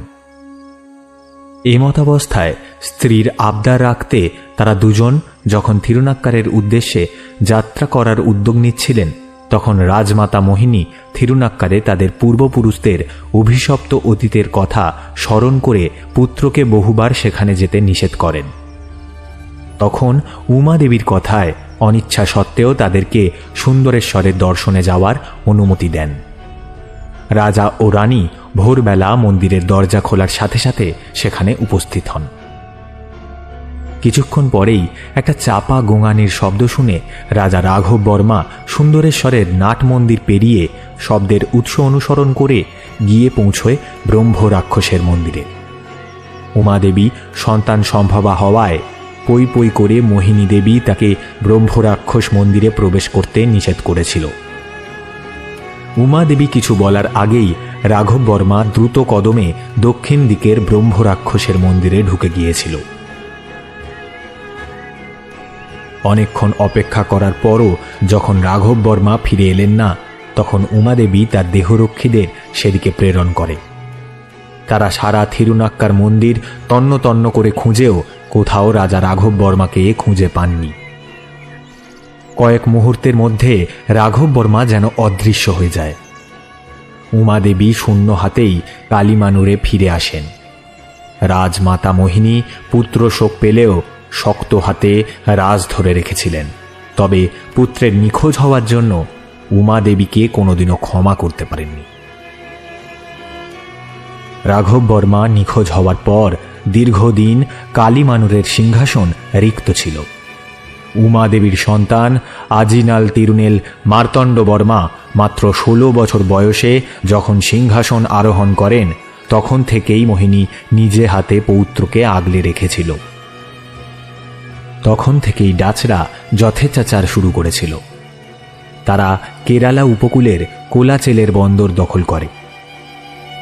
তারপর পদ্মনাভপুরম সহ ত্রিবাঙ্কুর দখলের পরিকল্পনা করতে থাকে। মার্তণ্ড বর্মা তখন রাজধানী থেকে দূরে ছিলেন। খবর পেয়ে বিপরীত দিক থেকে ডাচদের উপর প্রত্যাঘাত হেনে ডাচদের কোলাচেলের দিকে তাড়িয়ে নিয়ে যান। কোলাচেলের যুদ্ধে ডাচদের পর্যুদস্ত করে ত্রিবাঙ্কুরে রাজধানী স্থানান্তর করেন। কোল্লাম, কায়কুলাম ও কোট্টারাকারাকে নিজের রাজ্যভুক্ত করে নিয়েছিলেন। সেই ঘটনা পরে ক্রমে জানা যাবে। নায়ার গোষ্ঠীর তরফ থেকে উৎসবে অংশগ্রহণ করার আগেই মার্তণ্ড বর্মা চেয়েছিলেন রাজমাতাকে লক্ষ্মী মায়ার আসল পরিচয় পর্বটা দিয়ে দিতে, যাতে উৎসবের সময় রাজমাতা লক্ষ্মী মায়ার সাথে তার বিবাহ ঘোষণা করে দেন। রাজমাতার কক্ষে প্রবেশপূর্বক তাকে নমস্কার করেন মার্তণ্ড বর্মা। নমস্কার রাজমাতা। বুকে এসো মার্তণ্ড, কতদিন পর তোমায় দেখলাম। আজ তোমার জন্য আমি একটা বিশেষ সংবাদ নিয়ে এসেছি। রাজমাতা, আমিও আপনার জন্য কিছু বার্তা নিয়ে এসেছি। আপনাকে অবিলম্বে তা সূচিত করা অতি আবশ্যক। রাজমাতা কিছুক্ষণ মার্তণ্ড বর্মাকে আপাদমস্তক নিরীক্ষণ করে বলে, তোমায় কখনো তো এমন অস্থির চিত্ত দেখিনি মার্তণ্ড। তুমিই আগে বলো, ব্যাপারখানা কি? রাজমাতা, আমি আমার বিবাহের ব্যাপারে আপনাকে কিছু বলতে চাই। রাজমাতা তার নির্দিষ্ট আসনে আসীন হয়ে বলেন, বলো পৌত্র, তোমার মনের কথা। মার্তণ্ড রাজমাতার সম্মুখে নিজ প্রেমিকার কথা বলতে একটু কুণ্ঠা বোধ করায় উঠে দাঁড়িয়ে রাজমাতার থেকে কিছুটা তফাতে রাজমাতার সামনে রাখা একটি গম্বুজের কাছে এগিয়ে গিয়ে বলতে শুরু করে। রাজমাতা, আমি জানতে পেরেছি যে আপনি কোল্লাম সুন্দরীকে আমার জীবন সঙ্গিনী রূপে নির্বাচন করেছেন। হয়তো আমিও আপনার এই সিদ্ধান্ত মেনে নিতে পারতাম, কিন্তু আমি কোলাচলে গমনের পূর্বেই একজনকে প্রতিশ্রুতি দিয়েছিলাম ফিরে এসেই আপনার অনুমতি নিয়ে তাকে আমার পট্টরানী করে নিয়ে আসবো ত্রিবাঙ্কুরের প্রাসাদে। আপনি হয়তো আন্দাজ করতে পারছেন কে সেই কল্যাণিয়া। আমি কোলাচেল থেকে ফেরার পথে এতটুকু বলার আগেই একটা তীব্র মেয়েলি আর্তনাদ শুনে ঘুরে দাঁড়াতেই রাজমাতাকে ঢলে পড়তে দেখেন তার আসনে। মার্তণ্ড বর্মা ঘুরে দাঁড়িয়ে দেখলেন রাজমাতা এলিয়ে পড়েছেন তার শুভ্র উপাধানের উপর। রাজমাতা! তিনি ছুটে এসে যখন সংজ্ঞাহীন রাজমাতাকে তুললেন, তখন রাজমাতার বাম কানের পাশ থেকে রক্তের ক্ষীণ ধারা নেমে এসেছে। তিনি শোকে চিৎকার করে উঠলেন, রাজমাতা! রাজা মার্তণ্ড বর্মার চিৎকার শুনে বাইরে দাঁড়িয়ে থাকা প্রহরীরা ছুটে আসার সাথে সাথে রাজমাতার পিছনের পর্দাটা সামান্য নড়ে উঠল, আর কারো ছুটে পালিয়ে যাওয়ার দিকে অঙ্গুলি নির্দেশ করে মার্তণ্ড বর্মা প্রহরীদের বললেন, ওইদিকে। প্রহরীরা ছুটল আগন্তুকের পিছনে, কিন্তু অন্তঃপুরের বাগান পেরিয়ে যেন সে কালো কাপড়ে আবৃত আগন্তুক নিমেষে ধোঁয়ার মতো অদৃশ্য হয়ে গেল। প্রহরীরা সিংহদুয়ার রুদ্ধ করে সারা মহলে তন্ন তন্ন করে তল্লাশ করতে লাগল। তবে বাইরে উৎসবের মেজাজ, তার মধ্যে ত্রিবাঙ্কুরের রাজপ্রাসাদের বাইরে এত লোকের সমাগম, তার মধ্যে রাজমাতার হত্যাকারীকে খোঁজার চেষ্টা মানে খড়ের গাদায় সূঁচ খোঁজার মতো। রাজবৈদ্য রাজমাতার মৃতদেহ পর্যবেক্ষণ করে গম্ভীর মুখে জানালো, খুবই অদ্ভুতজনক ব্যাপার রাজন। কেন বৈদ্যমশাই? রাজমাতার উপর যে তীব্র বিষ প্রয়োগ করা হয়েছে তাতে অতি দ্রুত হৃৎপিণ্ডে রক্ত জমাট বেঁধে মৃত্যু ঘটায়। এই প্রকার বিষের ব্যবহার তো বহুকাল আগে বন্ধ হয়ে গিয়েছে। তাছাড়া এর প্রয়োগ কৌশলও বেশ প্রাচীন। তিনি একটি খুব ছোট্ট তীক্ষ্ণ ফলাযুক্ত 1 আঙুলের মাপের লৌহ ফলা রাজনের সম্মুখে দেখিয়ে পুনরায় বলতে শুরু করলেন, খুব প্রাচীনকালে সম্ভবত কোট্টালাকার দিকে একদল আদিম জনগোষ্ঠীরা এক প্রকার তীব্র বিষ ব্যবহার করত। তারা একটা সরু কাঠের ফাঁপা নলের মধ্যে এই লৌহের ফলাটা বিষ মাখিয়ে শত্রুদের দিকে তাক করে তাতে ফু দিলেই নিঃসারে ফলাটা ছুটে গিয়ে শত্রুর কানের পেছনে নরম স্থানে গিয়ে বিদ্ধ, আর সাথে সাথেই শত্রু মৃত্যুর মুখে ঢলে পড়ত। এই কার্যে কোট্টারাকার আদিবাসী মহিলারা খুবই পারদর্শী ছিল। মার্তণ্ড রাজবৈদ্যের কথা শুনে গম্ভীর মুখে মাথা নিচু করে বসে রইলেন। এদিকে রাজমাতার মৃত্যুতে সারা ত্রিবাঙ্কুরে শোকের ছায়া নেমে এলো। উৎসবের মেজাজ বদলে গিয়ে রাজমাতার আকস্মিক হত্যার খবর ছড়িয়ে পড়ায় জনগণ বেশ বিচলিত হয়ে পড়ল। লক্ষ্মীমায়া ত্রিবাঙ্কুরে প্রবেশের পর থেকে রাজা মার্তণ্ড বর্মার সাথে তার ঠিকমতো কথা হয়ে ওঠেনি। সেও বেশ অস্থির ছিল এই ভেবে রাজমাতা তাদের বিষয়ে সবটুকু শোনার পর কি সিদ্ধান্ত নেবেন। তার মধ্যেই এই রকম পরিস্থিতিতে তিনি কি করবেন বুঝে উঠতে পারছিলেন না। রাজমাতার অন্তিম কার্য সমাধা করে ফিরতে ফিরতে অনেক রাত হয়ে যায়। অবসন্ন মার্তণ্ড বর্মা সবে একান্তে নিজ কক্ষে বিশ্রাম নিচ্ছেন। এমন সময় তার মনে হলো তার কক্ষে যেন তিনি একা নন, আর কেউ তার সাথে রয়েছে। তিনি পালঙ্কে উঠে বসতেই সামনে যা দেখলেন তাতে যারপন্নায় বিস্মিত হলেন। তার কক্ষে তিনি কিছুক্ষণ আগেই পরিচারিকাকে বিদায় দেওয়ার সময় ভালো করে লক্ষ্য করেছিলেন সামনের বসার স্থানটি রিক্ত ছিল। পরিচারিকা যাওয়ার আগে তার কক্ষের একমাত্র দুয়ার রুদ্ধ করে গিয়েছিল। এখন সামনে সেই বসার স্থানটিতে লোহিত উপাধানে হেলান দিয়ে বসে আছে কল্যাণ সুন্দরী কামিনী, এক কামোদ্রেককারী বেশে। বিস্মিত মার্তণ্ড বললেন, আপনি আপনি অসময়ে আমার কক্ষে কি করছেন? হালকা হেসে প্রত্যুত্তর এলো, আমি তো আপনার জন্যই দূর থেকে এসেছি। এটা রসিকতার সময় নয়। আজ রাজপ্রাসাদে বড় একটা দুর্ঘটনা ঘটে গিয়েছে। আপনার সাথে কথা বলার মতো মানসিক অবস্থা আমার এখন নেই। আপনি এখন বিশ্রাম নিন, কাল প্রভাতে আপনার সাথে কথা হবে। কল্যাণ সুন্দরী বিন্দু মাত্র বিচলিত না হয়ে এক দৃষ্টে মার্তণ্ড বর্মার দিকে তাকিয়ে বলে উঠলেন, রাজন, একটিবার আমার দিকে তাকান। আমি কল্যাণের সেরা সুন্দরী। রাজমাতা নিজে আমাকে আপনার জীবন সঙ্গিনী নির্বাচন করে গিয়েছিলেন। আমি জানি আপনি কোট্টারাকার রাজকুমারীকে কি কারণে প্রাসাদে স্থান দিয়েছেন। তা বলে রাজমাতার অন্তিম বাসনা আপনি অপূর্ণ রাখবেন? কামিনীর কথা শুনে মার্তণ্ড বর্মা ভীষণ রকম চিন্তিত হয়ে পড়লেন।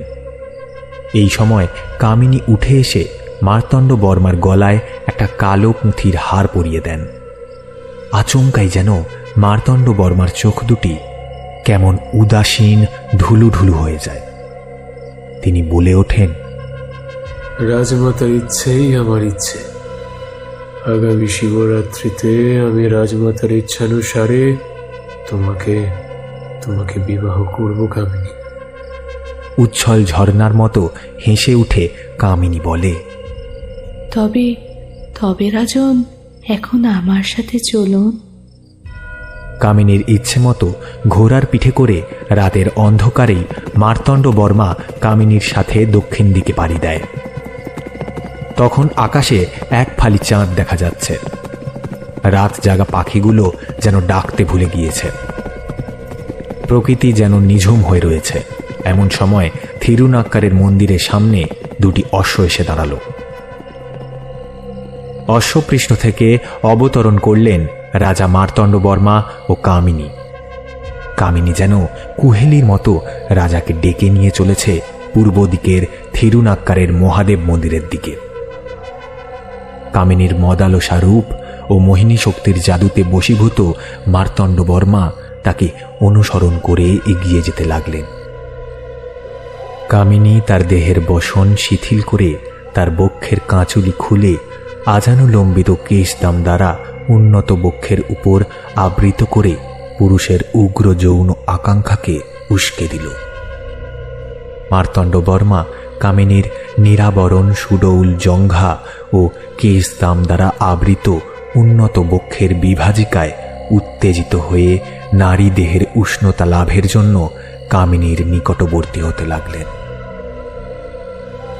কামিনী থিরুনাক্কারের সুন্দরেশ্বর মন্দিরের নাট মন্দির পেরিয়ে ততক্ষণে দক্ষিণ দিকের সেই অভিশপ্ত কক্ষের সিঁড়ির মুখে দাঁড়িয়ে মার্তণ্ড বর্মাকে মদালস ভ্রুভঙ্গি দ্বারা নিজের দিকে আকর্ষণ করতে লাগল।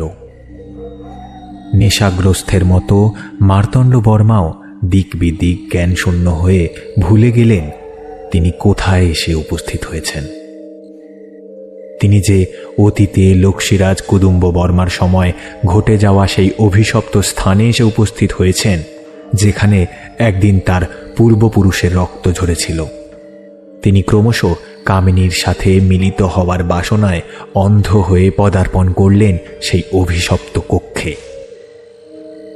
কামিনীর যৌবনের ভরন্ত দেহকে নিজ বাহুডরে টেনে নিয়ে আদিম লীলায় মেতে উঠলেন তার সাথে।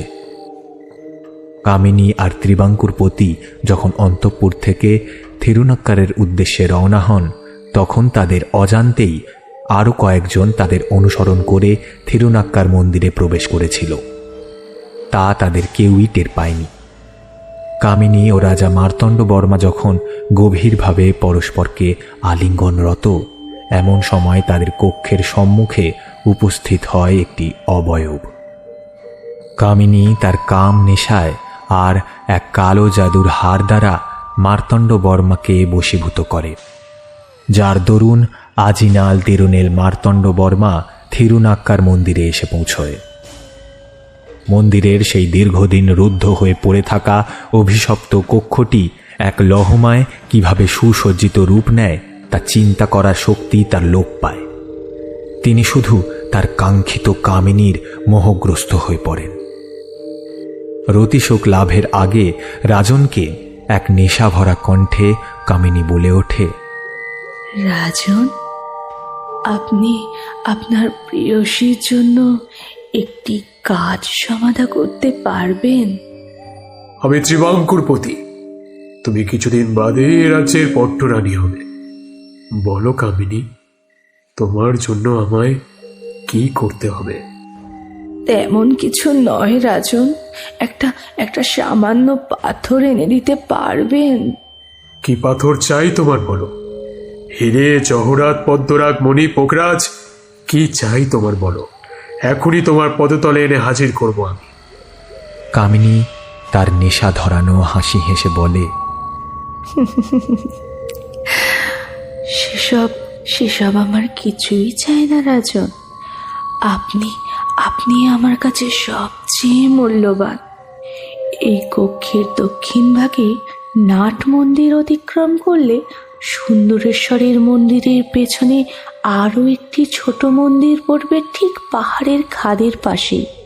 সেই মন্দিরের বিগ্রহের মস্তকে একটি পিঙ্গল বর্ণের পাথর সংস্থাপন করা রয়েছে। সেই পাথরটাই আমার জন্য আপনাকে নিয়ে আসতে হবে মহারাজ। এই সামান্য ব্যাপার? কামিনী, কামিনী, এখনই আমি সে পাথর তোমার জন্য নিয়ে আসছি। বলে গায়ে উত্তরীয় চাপিয়ে অন্ধকারে একটা দীপ নিয়ে কক্ষ থেকে নিষ্ক্রান্ত হলেন। তিনি নিজ অজান্তেই মায়ার বশে কামিনীর নির্দেশিত পথে অগ্রসর হয়ে সুন্দরেশ্বর মন্দির পেরিয়ে উপস্থিত হলেন ব্রহ্ম রাক্ষস মন্দিরে। খাদের ধারে থেরুনাক্কারের ব্রহ্ম রাক্ষসের মন্দিরের ভয়ানক মূর্তিটার সামনে উপস্থিত হন। রাত্রে তৃতীয় প্রহরে মূর্তিটাকে দ্বীপের আলোকে আরও বীভৎস লাগছে। তার মাথায় পিঙ্গল বর্ণের পাথরটি দ্বীপের আলোয় চকচক করছে। সেটিকে তুলে নেবার জন্য মার্তণ্ডবর্মা হাত বাড়াতেই একটি মেয়েলি কণ্ঠ বলে উঠল, সাবধান রাজন। চমকে উঠে মার্তণ্ডবর্মা দেখে সামনে একটি নারী। হুঙ্কার দিয়ে মার্তণ্ডবর্মা বলে ওঠে, কে তুমি? ত্রিবাঙ্কুরপতিকে তার কার্য সাধনে বাধা প্রদানের স্পর্ধা প্রদর্শন করো। নারীটি তার মুখের আবরণ সরাতেই মার্তণ্ডবর্মা বলে, পুলুমায়া, তুমি এখানে কি করছো? রাজন, আপনি নিজ অজান্তেই এই অভিশপ্ত ব্রহ্মরাক্ষস মন্দিরে প্রবেশ করেছেন। আমি বাধা প্রদান না করলে আপনার অসাবধানতায় ওই পাথরে বন্দী ব্রহ্ম রাক্ষস মুক্তি লাভ করে পুনরায় তাণ্ডব শুরু করত। কি সব যাতা বলছো পুলুমায়া? আমার ভবিষ্যৎ পট্টরানী কামিনী আমার নিকটেই সামান্য পাথরের প্রার্থনা করেছে। এই মন্দির আমাদের বংশের প্রতিষ্ঠিত মন্দির। নিজ অজান্তে ভুল করে ফেলেছ বলে ক্ষমা করে দিলাম। এখন যাও, আর রাজকার্যে বাধা দিতে এসো না। বলে তিনি পুনরায় ব্রহ্ম রাক্ষসের দিকে হাত বাড়াতেই পুলুমায়া পুনরায় মার্তণ্ডবর্মাকে বলে, রাজন, এই রাক্ষসকে মুক্ত করার মতো ভুল করবেন না। বিরক্তি করার পূর্বেই একটা শানিত তরবারি বেরিয়ে এলো পুলুমায়ার পেটের ভেতর থেকে। আর যন্ত্রণানুভূতি হবার আগেই তরবারি বিদ্ধ স্থান থেকে ছড়ছড় করে তাজা রক্ত বেরিয়ে পুলুমায়ার কাপড় আর মন্দিরের মেঝে ভিজে যেতে লাগলো। পুলুমায়া মুখ থেকে এক রাশ রক্ত উদ্গীরণ করে মেঝেতে পড়ে যাবার আগেই হত্যাকারী তার পেটের বিদ্ধ তরবারিটি বের করে নিতেই মাটিতে লুটিয়ে পড়ে পুলুমায়া। আর পিছনে রক্তাক্ত তরবারি হাতে দাঁড়িয়ে থাকতে দেখা যায় কামিনীকে। এ কি করলে কামিনী? মন্দিরে নারী হত্যা করলে? আর বেশি সময় নেই রাজন, আপনি আপনার কার্য দ্রুত সমাধা করুন। মার্তণ্ড পুনরায় ব্রহ্ম রাক্ষসের দিকে হাত বাড়াতেই এবার একটা চেনা মেয়েলি কণ্ঠ কানে এলো, থামুন স্বামী। মার্তণ্ড দরজার দিকে তাকাতেই দেখল লক্ষ্মী মায়া তার সখী পল্লবীকে নিয়ে দাঁড়িয়ে আছে। লক্ষ্মী মায়া আর মুহূর্ত অপেক্ষা না করে এগিয়ে যেতে থাকে মার্তণ্ডবর্মার দিকে। এমন সময় কামিনী বলে ওঠে, রাজন, শীঘ্র ওই পাথর টেনে বের করে ফেলুন ব্রহ্ম রাক্ষসের কপাল থেকে, আর মাটিতে আছড়ে ফেলুন।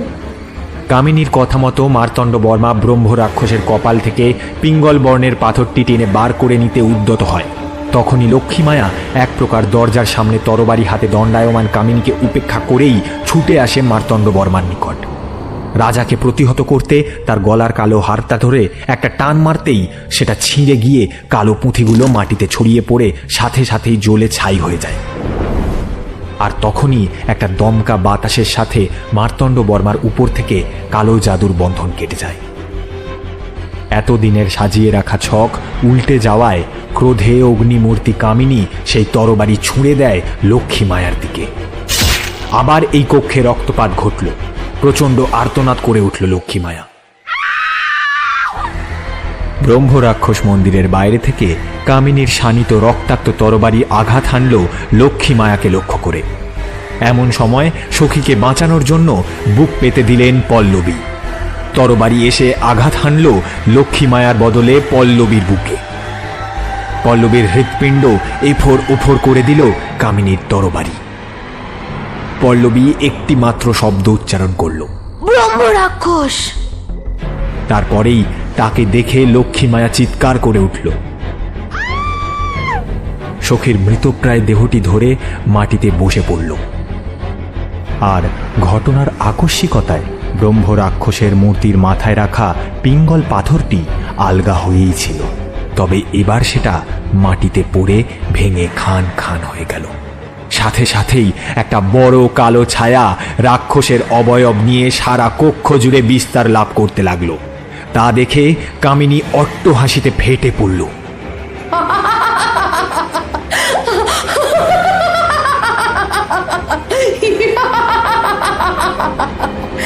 লক্ষ্মী মায়া, তোমার সমস্ত প্রচেষ্টা ব্যর্থ করে মার্তণ্ড বর্মা নিজ অজান্তেই ব্রহ্মরাক্ষসকে মুক্ত করে দিল। এবার শুরু হবে মৃত্যুর ঘটনা প্রবাহ। একে একে ত্রিবাঙ্কুরের প্রতিটি নায়ারকে হত্যা করে নমন্দ্রী ব্রাহ্মণদের হত্যার প্রতিশোধ নেবে ব্রহ্মরাক্ষস। লক্ষ্মী মায়ার কোলে পল্লবী শেষ নিঃশ্বাস ত্যাগ করল। শোকে লক্ষ্মী মায়া কি করবে বুঝে উঠতে পারছিল না। একদিকে পুলুমায়া আর অন্যদিকে পল্লবীর নিথর দেহ পড়ে আছে। আর কোনো দিকে দেখার মতো মানসিকতা তার নেই। তাই ব্রহ্ম রাক্ষসের কালো অবয়ব তার চোখে পড়েনি। মার্তণ্ড বর্মা সেদিকে তাকিয়ে বিশ্বাভিভূত হয়ে পড়লেন। মনে তার ভীতির সঞ্চার হতে লাগলো। তিনি লক্ষ্মী মায়াকে নিয়ে এক প্রকার জোর করে ব্রহ্ম রাক্ষসের মন্দির থেকে বেরিয়ে সুন্দরেশ্বর মন্দিরের সামনে দাঁড়িয়ে থাকা অশ্বপৃষ্ঠে আরোহণ করলেন। তখন মন্দির থেকে নিশুতি রাতের নিস্তব্ধতার সাথে কামিনীর অট্টহাসি ভেসে আসছে। মার্তণ্ড বর্মা আর লক্ষ্মী মায়া যখন রাজধানীতে প্রবেশ করলেন, তখন রাতের আঁধার ধীরে ধীরে কাটছে। প্রহরীরা একসাথে ধাবমান দুটি অশ্বের খুঁড়ের শব্দে সজাগ হয়ে উঠলেন। থিরুনাক্কারের ব্রহ্ম রাক্ষস মন্দিরে তখন এক ভয়াবহ অধ্যায়ের সূচনা হচ্ছিল। আমি ফিরে এসেছি শান্তি। তোমাকে মুক্ত করার জন্য মার্তণ্ড বর্মাকে ডেকে এনেছিলাম। তুমি নিজ দেহ ধারণ করে কেন নিঃশেষ করে দিলে না? তিরুনেলদের অন্তিম বংশ প্রদীপকে কেন নিঃশেষ করে দিলে না? আমি দেহ ধারণ করলেও খুবই দুর্বল। আমার শক্তি বৃদ্ধির জন্য প্রয়োজন একজন সুলক্ষণা নারী দেহ, যার সতীত্ব হরণ করেই আমি পূর্ণরূপে হয়ে উঠবে একজন শক্তিশালী ব্রহ্ম রাক্ষস।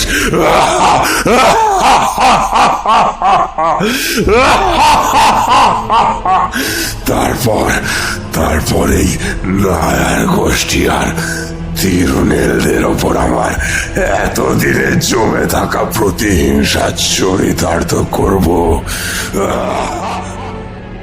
মার্তণ্ড বর্মার ওই প্রেয়সী কোট্টারাকার রাজকুমারী লক্ষ্মী মায়া অতি সুলক্ষণা কুমারী। ওই নারীর কুমারিত্ব হারানোর আগে ওকে তোমার জন্য উৎসর্গ করব আমি। তবে মার্তণ্ড বর্মা হয়তো বুঝতে পেরে গিয়েছে যে আমি তোমায় জাগ্রত করতেই রাজমাতার চোখে ধুলো দিয়ে প্রবেশ করেছিলাম ত্রিবাঙ্কুরের রাজপ্রাসাদে। আমার স্বরূপ হয়তো রাজমাতা কিছুটা বুঝতে পেরে গিয়েছিলেন, তাই বিষ তীর দিয়ে রাজমাতাকে হত্যা করে কাজটা হাসিল করতে হয়েছে আমাকে। এখন রাজপ্রাসাদে আমি আর প্রবেশ করতে পারবো না। তোমাকেই লক্ষ্মী মাকে হাসিল করতে ছদ্মবেশে ত্রিবাঙ্কুর মহলে প্রবেশ করতে হবে। ত্রিবাঙ্কুর মহলের উদ্দেশ্যে তাহলে যাত্রা শুরু করা যাক। তবে রুক্মিণী, তুমি আমায় মুক্ত করতে যে অসীম বীরত্ব প্রদর্শন করেছ, তাতে আমাদের মিলন ত্বরান্বিত করতে আমাকে আমার শক্তি ফিরে পেতেই হবে। তার জন্য প্রয়োজন ওই সর্বসুলক্ষণা লক্ষ্মী মায়ের সাথে সঙ্গম দ্বারা ওর কুমারিত্ব হরণ করা। ততক্ষণে তোমার কাজ হলো ময়ূর ভট্টের পুত্র সোমনাথের অস্থিতে খোদিত সূর্য শতকের লুকানো পুঁথিটির সন্ধান করা। তবে রুক্মিণী, তুমি কিরূপে মহলে প্রবেশ করলে? রাজা লক্ষ্মীরাজ কুদম্ব বর্মার হত্যার পর আমি তার দেহরক্ষকদের লালসার শিকার হওয়ার আগে আত্মহত্যা করি। আমার দেহ তো বিনষ্ট হয়, কিন্তু আত্মার মুক্তি ঘটেনি। আমার দেহকে ওরা তোমার মন্দিরের ওই নিচের মাটিতেই পুঁতে দেয়। সেই থেকে আমার অতৃপ্ত আত্মা ত্রিবাঙ্কুরবাসীদের ওপর প্রতিশোধ স্পৃহা চরিতার্থ করার জন্য একটি দেহের সন্ধান করে বেরিয়েছে। কুদম্ব বর্মার মৃত্যুর পর রাঘব বর্মা তখনও নাবালক। আমি বহুবার প্রচেষ্টা করে গিয়েছি তাকে হত্যা করে এই নায়াদের সমুচিত শিক্ষা দিতে, কিন্তু দেহ ধারণের অভাবে তা পেরে উঠিনি। তবে সুযোগ আমার হাতে আসে অভাবনীয়ভাবে। সন্তান সম্ভবা উমা দেবী তার স্বামী রাঘব বর্মার সাথে পদার্পণ করে এই থিরুনাক্কার মন্দিরে। তখন কোল্লামের এক নায়ার দম্পতি এসেছিল সুন্দরেশ্বরের দর্শনে। আমি সেই নারী দেহে ভর করি। প্রেতলোকের মায়াজাল বিস্তার করে আমি সুন্দরেশ্বরের মন্দিরে একাকী রাঘব বর্মাকে উমাদেবীর রূপ ধারণ করে নিয়ে আসি এই ব্রহ্ম রাক্ষস মন্দিরে। তাকে নানাভাবে চলা কলা করে বারংবার প্রশ্ন করেছি সেই পুঁথি কোথায়, কিন্তু কিছুতেই তা জানতে পারিনি। রাজমাতা মোহিনী আর মুসাস্বামীর পরিবারই একমাত্র জানেন সেই পুঁথির কথা। তাই ভবিষ্যতে কাজে লাগতে পারে বলে তোমার মন্দিরের গর্ভগৃহে রাঘব বর্মাকে বন্দি করে রেখেছি। তারপর উমাদেবীর চিৎকারে যখন দেহরক্ষীরা এসে পৌঁছায়, আমি তখন সেই দম্পতির সাথে কোল্লামের উদ্দেশ্যে যাত্রা করি। দুর্ভাগ্যক্রমে সেই নায়ার মহিলা সন্তান প্রসব করতে গিয়ে মারা যায়। তখন তার সদ্যজাত সন্তান কামিনীর দেহ ধারণ করে আমি কোল্লামে সঠিক সময়ের অপেক্ষা করতে থাকি। একদা রাজমাতা মোহিনী যখন সেই স্থান দিয়ে ভ্রমণকালে বেরান, আমি বরাহের রূপ ধারণ করে তার রথ আক্রমণ করে রথকে ক্ষতিগ্রস্ত করি, সারথীকে হত্যা করি। তাতে রাজমাতা বেশ আহত হন। সেই সময় আমি পুনরায় রূপসী কামিনীর রূপে তার সেবা শুশ্রূষা করে তাকে সুস্থ করে তুলি।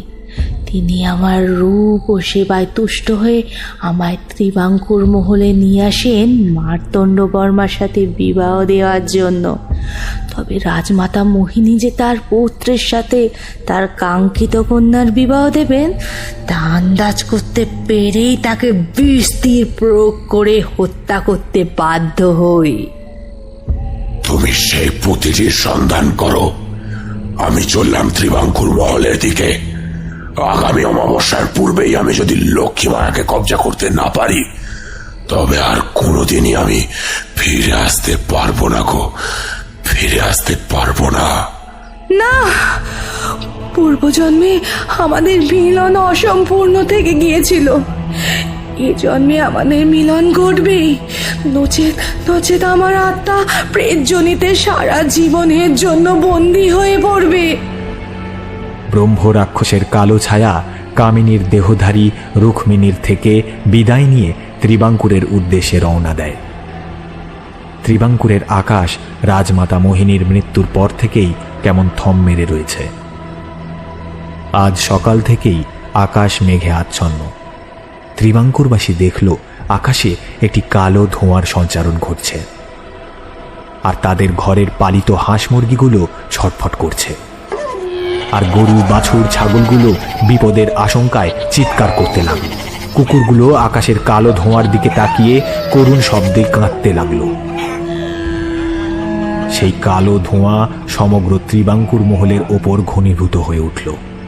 মহারানী উমাদেবীর কক্ষে মুসাস্বামীর পুত্র বৃন্দাস্বামী আর মার্তণ্ড বর্মা বসে ত্রিবাঙ্কুরের বুকে মুক্ত ব্রহ্মরাক্ষসের ভীতি কিভাবে প্রতিরোধ করা যায় তা নিয়ে আলোচনায় বসলেন। প্রত্যেকের মুখে দুশ্চিন্তার ছাপ স্পষ্ট। ওদিকে অতিথিশালায় শোকাকুলা লক্ষ্মীমায়া তার দুই বাল্য সখীর মৃত্যুতে অশ্রুমোচন করছেন। এমন সময় কাঁধে একটা শীতল স্পর্শে মুখ তুলে তাকিয়ে দেখলেন সামনে হালকা হাসি মুখে দাঁড়িয়ে মার্তণ্ডবর্মা। তার চোখের দিকে চোখ রাখতেই লক্ষ্মীমায়া তাতে দেখল কেমন নেশা ধরা এক চাহনি, যেন এই মার্তণ্ডবর্মাকে তিনি চেনেনই না। আপনি অসময়ে জানা না দিয়ে এই অতিথিশালায়? আমি কি আমার প্রেয়সীর নিকট দেখা করতে আসতে পারি না? লক্ষ্মীমায়াকে নিজ বাহুডরে টেনে নিয়ে মার্তণ্ডবর্মা বলে উঠলেন, প্রেয়সী, তোমার রূপ সুধায় যে কোনো পুরুষ তোমার পদতলে দস্তখত লিখে দেবে। এসো প্রিয়ে, তোমার অধর সুধায় আমি ডুব দিই। বলে লক্ষ্মীমায়ার মুখের কাছে নিজের মুখ নিয়ে এলেন, আর লক্ষ্মীমায়ার কেশদাম ডান হাতের মুঠিতে ধরে তার অধর নিজ অধরের কাছে নিয়ে এলেন এক প্রকার জোর করেই। মার্তণ্ডবর্মার কাম তৃষ্ণ চোখে চোখ রেখে লক্ষ্মীমায়ার কেমন যেন বুকটা ছ্যাঁত করে উঠল। তার এতদিনের পরিচিত ত্রিবাঙ্কুর প্রতি অতি সচ্চরিত্র। তিনি আজ পর্যন্ত কোনো দিন তার উপর বলপূর্বক কোনো সিদ্ধান্তই চাপিয়ে দেননি। তিনি কিনা আজ এমন লোকচক্ষুর অন্তরালে সাপদের ন্যায় গোপনে তার কক্ষে এসে তাকে বলপূর্বক আলিঙ্গন করছে। হঠাৎই লক্ষ্মীমায়া সামনে রাখা আরশির দিকে তাকাতেই মার্তণ্ডবর্মাকে এক ধাক্কায় সরিয়ে পালঙ্ক থেকে ছিটকে নেমে আসে। দৃঢ় কণ্ঠে লক্ষ্মীমায়া বলে ওঠে, কে তুমি? তুমি তো মার্তণ্ড নও। অট্টহাসিতে অতিথিশালা কাঁপিয়ে হেসে ওঠে মার্তণ্ডবর্মা।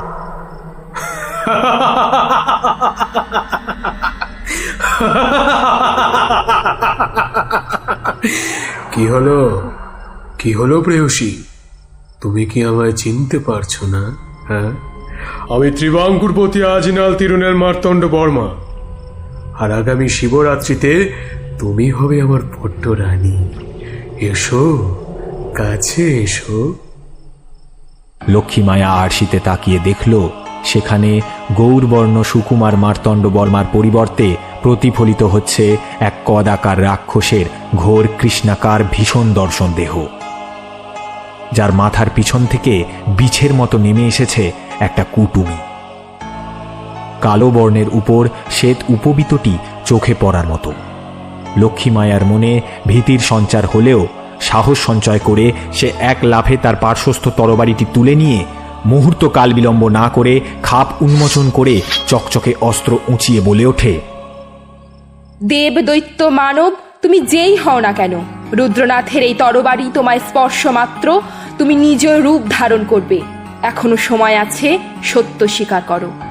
ব্রহ্মরাক্ষস এই ক্ষত্রিয় নারীর অসামান্য বীরত্বে মুগ্ধ হয়ে মনে মনে বলে, এই নারীর দেহ ভোগ করে একে আমার সেবাদাসী করে রাখবো আমি। রূপ ও বীরত্বে এই নারী অসামান্য। যখন ইচ্ছে এই নারীকে শয্যা সঙ্গিনী করে আমার বশীভূত করে রাখবো।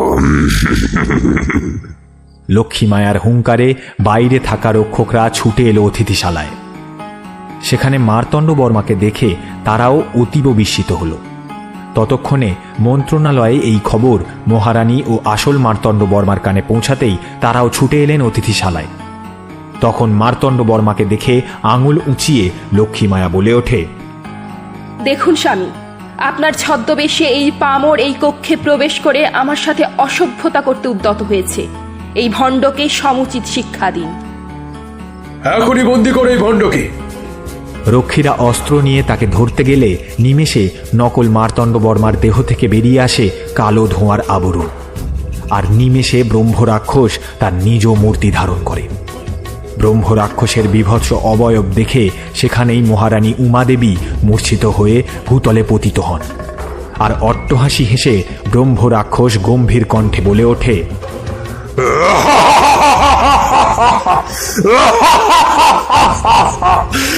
আমি ফিরে এসেছি ত্রিবাঙ্কুরপতি মার্তণ্ডবর্মা। নম্রুদ্র ব্রাহ্মণের হত্যার প্রতিশোধ নিতে আমি ফিরে এসেছি। এবার তিরুনেল বংশের অন্তিম প্রদীপ তোমাকে হত্যা হত্যা করে ধূলিসাৎ করে দেব ত্রিবাঙ্কুর রাজ্য।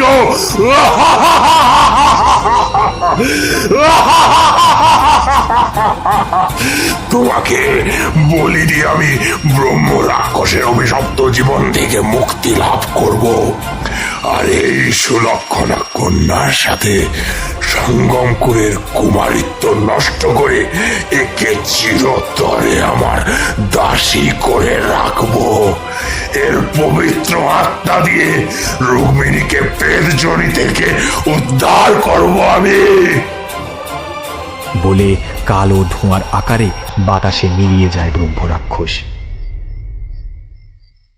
লক্ষ্মীমায়া আর দাসীরা মিলিয়ে সেবা করে উমাদেবীর জ্ঞান ফেরালেও অতীতের ভীতির দরুন তিনি অত্যন্ত ব্যাকুল হয়ে ওঠেন। এতদিন মার্তণ্ড বর্মা তাদের অভিশপ্ত থিরুনাক্কার মন্দিরের কাহিনী টুকরো টুকরো কিছু শুনেছিলেন, তবে রুক্মিণীর বা ব্রহ্মরাক্ষসের মুক্তির ব্যাপারে সঠিক কিছু জানতেন না। তাই বৃন্দাশ্রমের দিকে তাকিয়ে তিনি বলে উঠলেন, ব্রহ্মরাক্ষস যা বলে গেল আপনি সেই ব্যাপারে আলোকপাত করতে পারবেন? বৃন্দাস্বামী শুষ্ক বদনে বললেন, ব্রহ্মরাক্ষস মুক্তি পেয়েছে সেটা চিন্তার বিষয় ছিল, তবে রুক্মিণীর সাথে যদি ব্রহ্মরাক্ষসের মিলন ঘটে তবে বিনাশ অবশ্যম্ভাবী। আমি তো আপনার কথার কিছুই বুঝতে পারছি না। কোট্টারাকার রাজকুমারীকে কি আপনি পট্টরানী করবেন বলে স্থির করে ফেলেছেন? হ্যাঁ, কেন বলুন তো? যত শীঘ্র সম্ভব আপনারা বিবাহ সম্পন্ন করুন। দেবী লক্ষ্মীমায়া সর্বসুলক্ষণা। এমন নারীর কুমারিত্ব ব্রহ্মরাক্ষসকে প্রভুত্ব করার শক্তি যোগাবে। তখন ময়ূরভট্টের সূর্য শতকের সৌরমন্ত্র তার গতিরোধ করতে পারবে না। কিছুদিন হলো সবে রাজমাতার মৃত্যু ঘটেছে, এখনো দেরাত্রেও কাটেনি। সপুষ্পর্শী গৃহে কি করে শুভানুষ্ঠান হবে বৃন্দাস্বামী? পিতাকে ময়ূরভট্ট বলে গিয়েছিলেন ব্রহ্মরাক্ষস মন্দিরেই সূর্য শতক পুঁথি সংরক্ষিত আছে। ওই পুঁথি অশুভ শক্তির হাতে পড়লে সমূহ বিপদ। তার আগে প্রয়োজন দেবী লক্ষ্মীমায়ের সুরক্ষা, কারণ দেবীকে যদি কোনোভাবে ব্রহ্মরাক্ষসের অপূর্ণ অবয়ব বশীভূত করতে সক্ষম হয় তবে সে রক্ষদের ন্যায় অমিত শক্তির অধিকারী হয়ে উঠবে, আর ব্রহ্মজ্ঞানের অধিকারীকে তখন প্রতিরোধ করা দুঃসাধ্য হয়ে পড়বে। তাই আমি চেষ্টা করছি আপনাদের কুলপ্রায়শ্চিত্ত দ্রুত সম্পন্ন করে আপনাদের বিবাহ যাতে তাড়াতাড়ি দেওয়ার ব্যবস্থা করা যেতে পারে। ততদিন দেবীর সুরক্ষার দিকে কড়া নজর রাখবেন। সকলে চলে যেতেই লক্ষ্মীমায়া বলে উঠল, স্বামী, আমি রাজধানীতে পদার্পণ মাত্র রাজমাতার মৃত্যু হলো। এখন আমার জন্যেই ব্রহ্মরাক্ষসের কালো ছায়া আপনার উপর ঘনীভূত হয়েছে, তবে জীবন রেখে কি লাভ? ছি লক্ষ্মীমায়া, তুমি না ক্ষত্রিয়া নারী? ক্ষত্রিয় ধর্ম কবু বিস্মৃত হও না। সুজনের পালন আর দুষ্টের দমন করাই তোমাদের জীবনের মুখ্য উদ্দেশ্য। তুমি কেবল সাবধানে থেকো কি, আমি তোমার জন্য কড়া পাহারার ব্যবস্থা করছি। সেদিন আর কোনো প্রকার বিঘ্ন ঘটেনি। রাতে লক্ষ্মীমায়ার জন্য মহারানী উমাদেবীর পাশের কক্ষে থাকার বন্দোবস্ত করা হলো। রাজপুরী যখন নিশুতি রাতে নিঝুম, তখন মাঝরাতে মেয়েলি কান্নার শব্দ শুনে লক্ষ্মীমায়ার ঘুম ভেঙে গেল। সে পালঙ্কে বসে দেখল দূরে কেউ যেন তার কক্ষে কাঁদছে ফুঁপিয়ে ফুঁপিয়ে। এক হাতে দীপ আর অন্য হাতে তরবারি নিয়ে সতর্ক পদক্ষেপে এগিয়ে এসে দেখল উমাদেবী তার পালঙ্কের নিচে বসে কাঁদছেন। তিনি সন্দিগ্ন চোখে দীপটা রেখে আরশিটা নিয়ে এগোতে দেখল তাতে সত্যিই উমাদেবীর প্রতিচ্ছবি পড়েছে। লক্ষ্মীমায়া তরবারি রেখে উমাদেবীকে হাত ধরে পালঙ্কে বসিয়ে জিজ্ঞাসা করল, মহারানী, আপনি এত রাতে আমার কক্ষে এভাবে কাঁদছেন কেন? কন্যা, আমি যে বড়ই হতভাগিনী। অল্প বয়সে সেই কবে স্বামী আমার নিরুদ্দেশ হয়ে যান থিরুনাক্কারের মন্দির থেকে। সেজন্য রাজমাতা মোহিনী চিরকালই আমাকে দোষারোপ করে গিয়েছেন। আমি যদি সুন্দরেশ্বরের মন্দির দেখবার আবদারটুকু না করতাম তো আজ তারই অবস্থা হতো না। আমাদের বংশের একমাত্র অন্তিম প্রদীপ মার্তণ্ড, তুমি তাকে রক্ষা করো। আমি মা হয়ে তোমার কাছে আমার সন্তানের প্রাণ ভিক্ষা চাইছি। বড় আশা নিয়ে এসেছি তোমার কাছে। আমায় তুমি রিক্ত হস্তে ফিরিয়ে দিও না, ফিরিয়ে দিও না। আপনি আমার মাতৃতুল্য, এভাবে অনুনয় করবেন না। আপনি আদেশ করুন, আমি আপনার জন্য ত্রিবাঙ্কুর ব্রতীর জন্য কি করতে পারি। আজ ব্রহ্মরাক্ষসের দুটি কামিনী এসেছিল। সে আমায় বলে গিয়েছে আমার স্বামী অর্থাৎ মার্তণ্ডের পিতা এখনো জীবিত আছেন। তাকে তারা থিরুনাক্কার মন্দিরের কোনো এক গুপ্ত স্থানে নাকি লুকিয়ে রেখেছে। তুমি যদি নিজেকে ব্রহ্মরাক্ষসের কাছে সমর্পণ করো তবে ওরা আমার স্বামীকে মুক্ত করে দেবে, আর আর মার্তণ্ডেরও কোনো অনিষ্ট ওরা করবে না। এ কথা আপনার পুত্র জানে? সে সবটুকু শুনে বলেছে এসব নাকি শুধুই ভেলকি। তাই তাই নিরুপায় হয়ে তোমার কাছে ছুটে এসেছি আমি। তুমিই পারো আমার স্বামী আর সন্তানকে রক্ষা করতে, তুমিই পারো। আপনার ইচ্ছা পূরণ করতে আমি দায়বদ্ধ। তবে ত্রিবাঙ্কুর প্রতি আমায় স্মরণ দিয়েছেন, তাই ওনার কাছ থেকে বিদায় গ্রহণ না করে আমি যে মহল ছাড়তে পারবো না। এই বলে মহারানী উমাদেবীর নিকট বিদায় নিয়ে লক্ষ্মীমায়া উপস্থিত হয় মার্তণ্ড বর্মার কক্ষে। সেই রাতে মহারাজের প্রতিও নিদ্রা দেবী রুষ্ট ছিলেন। লক্ষ্মীমায়ার দৃঢ় সিদ্ধান্তের কাছে মার্তণ্ড বর্মার কিছু বলার ছিল না।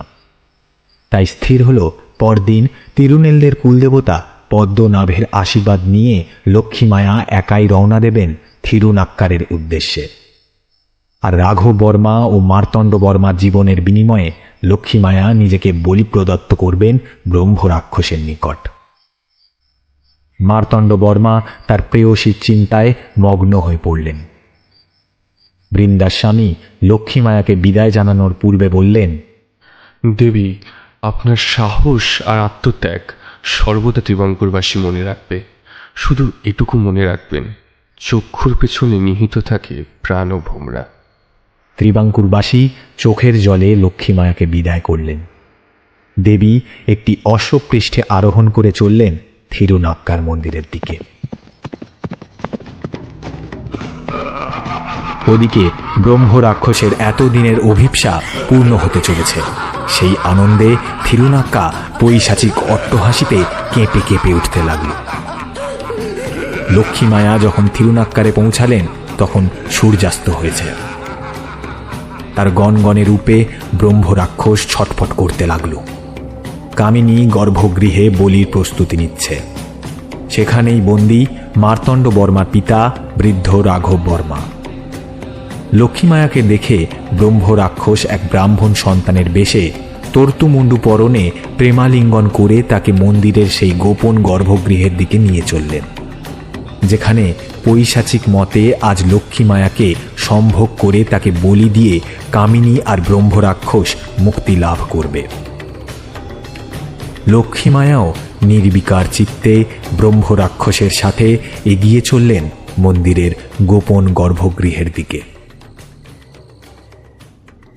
থিরুনাক্কার মন্দির আজ ভীষণ রকম নিঝুম। আকাশে মেঘ করে গুমট পরিবেশ রচনা করেছে। আশেপাশে একটা জন্তুও নেই।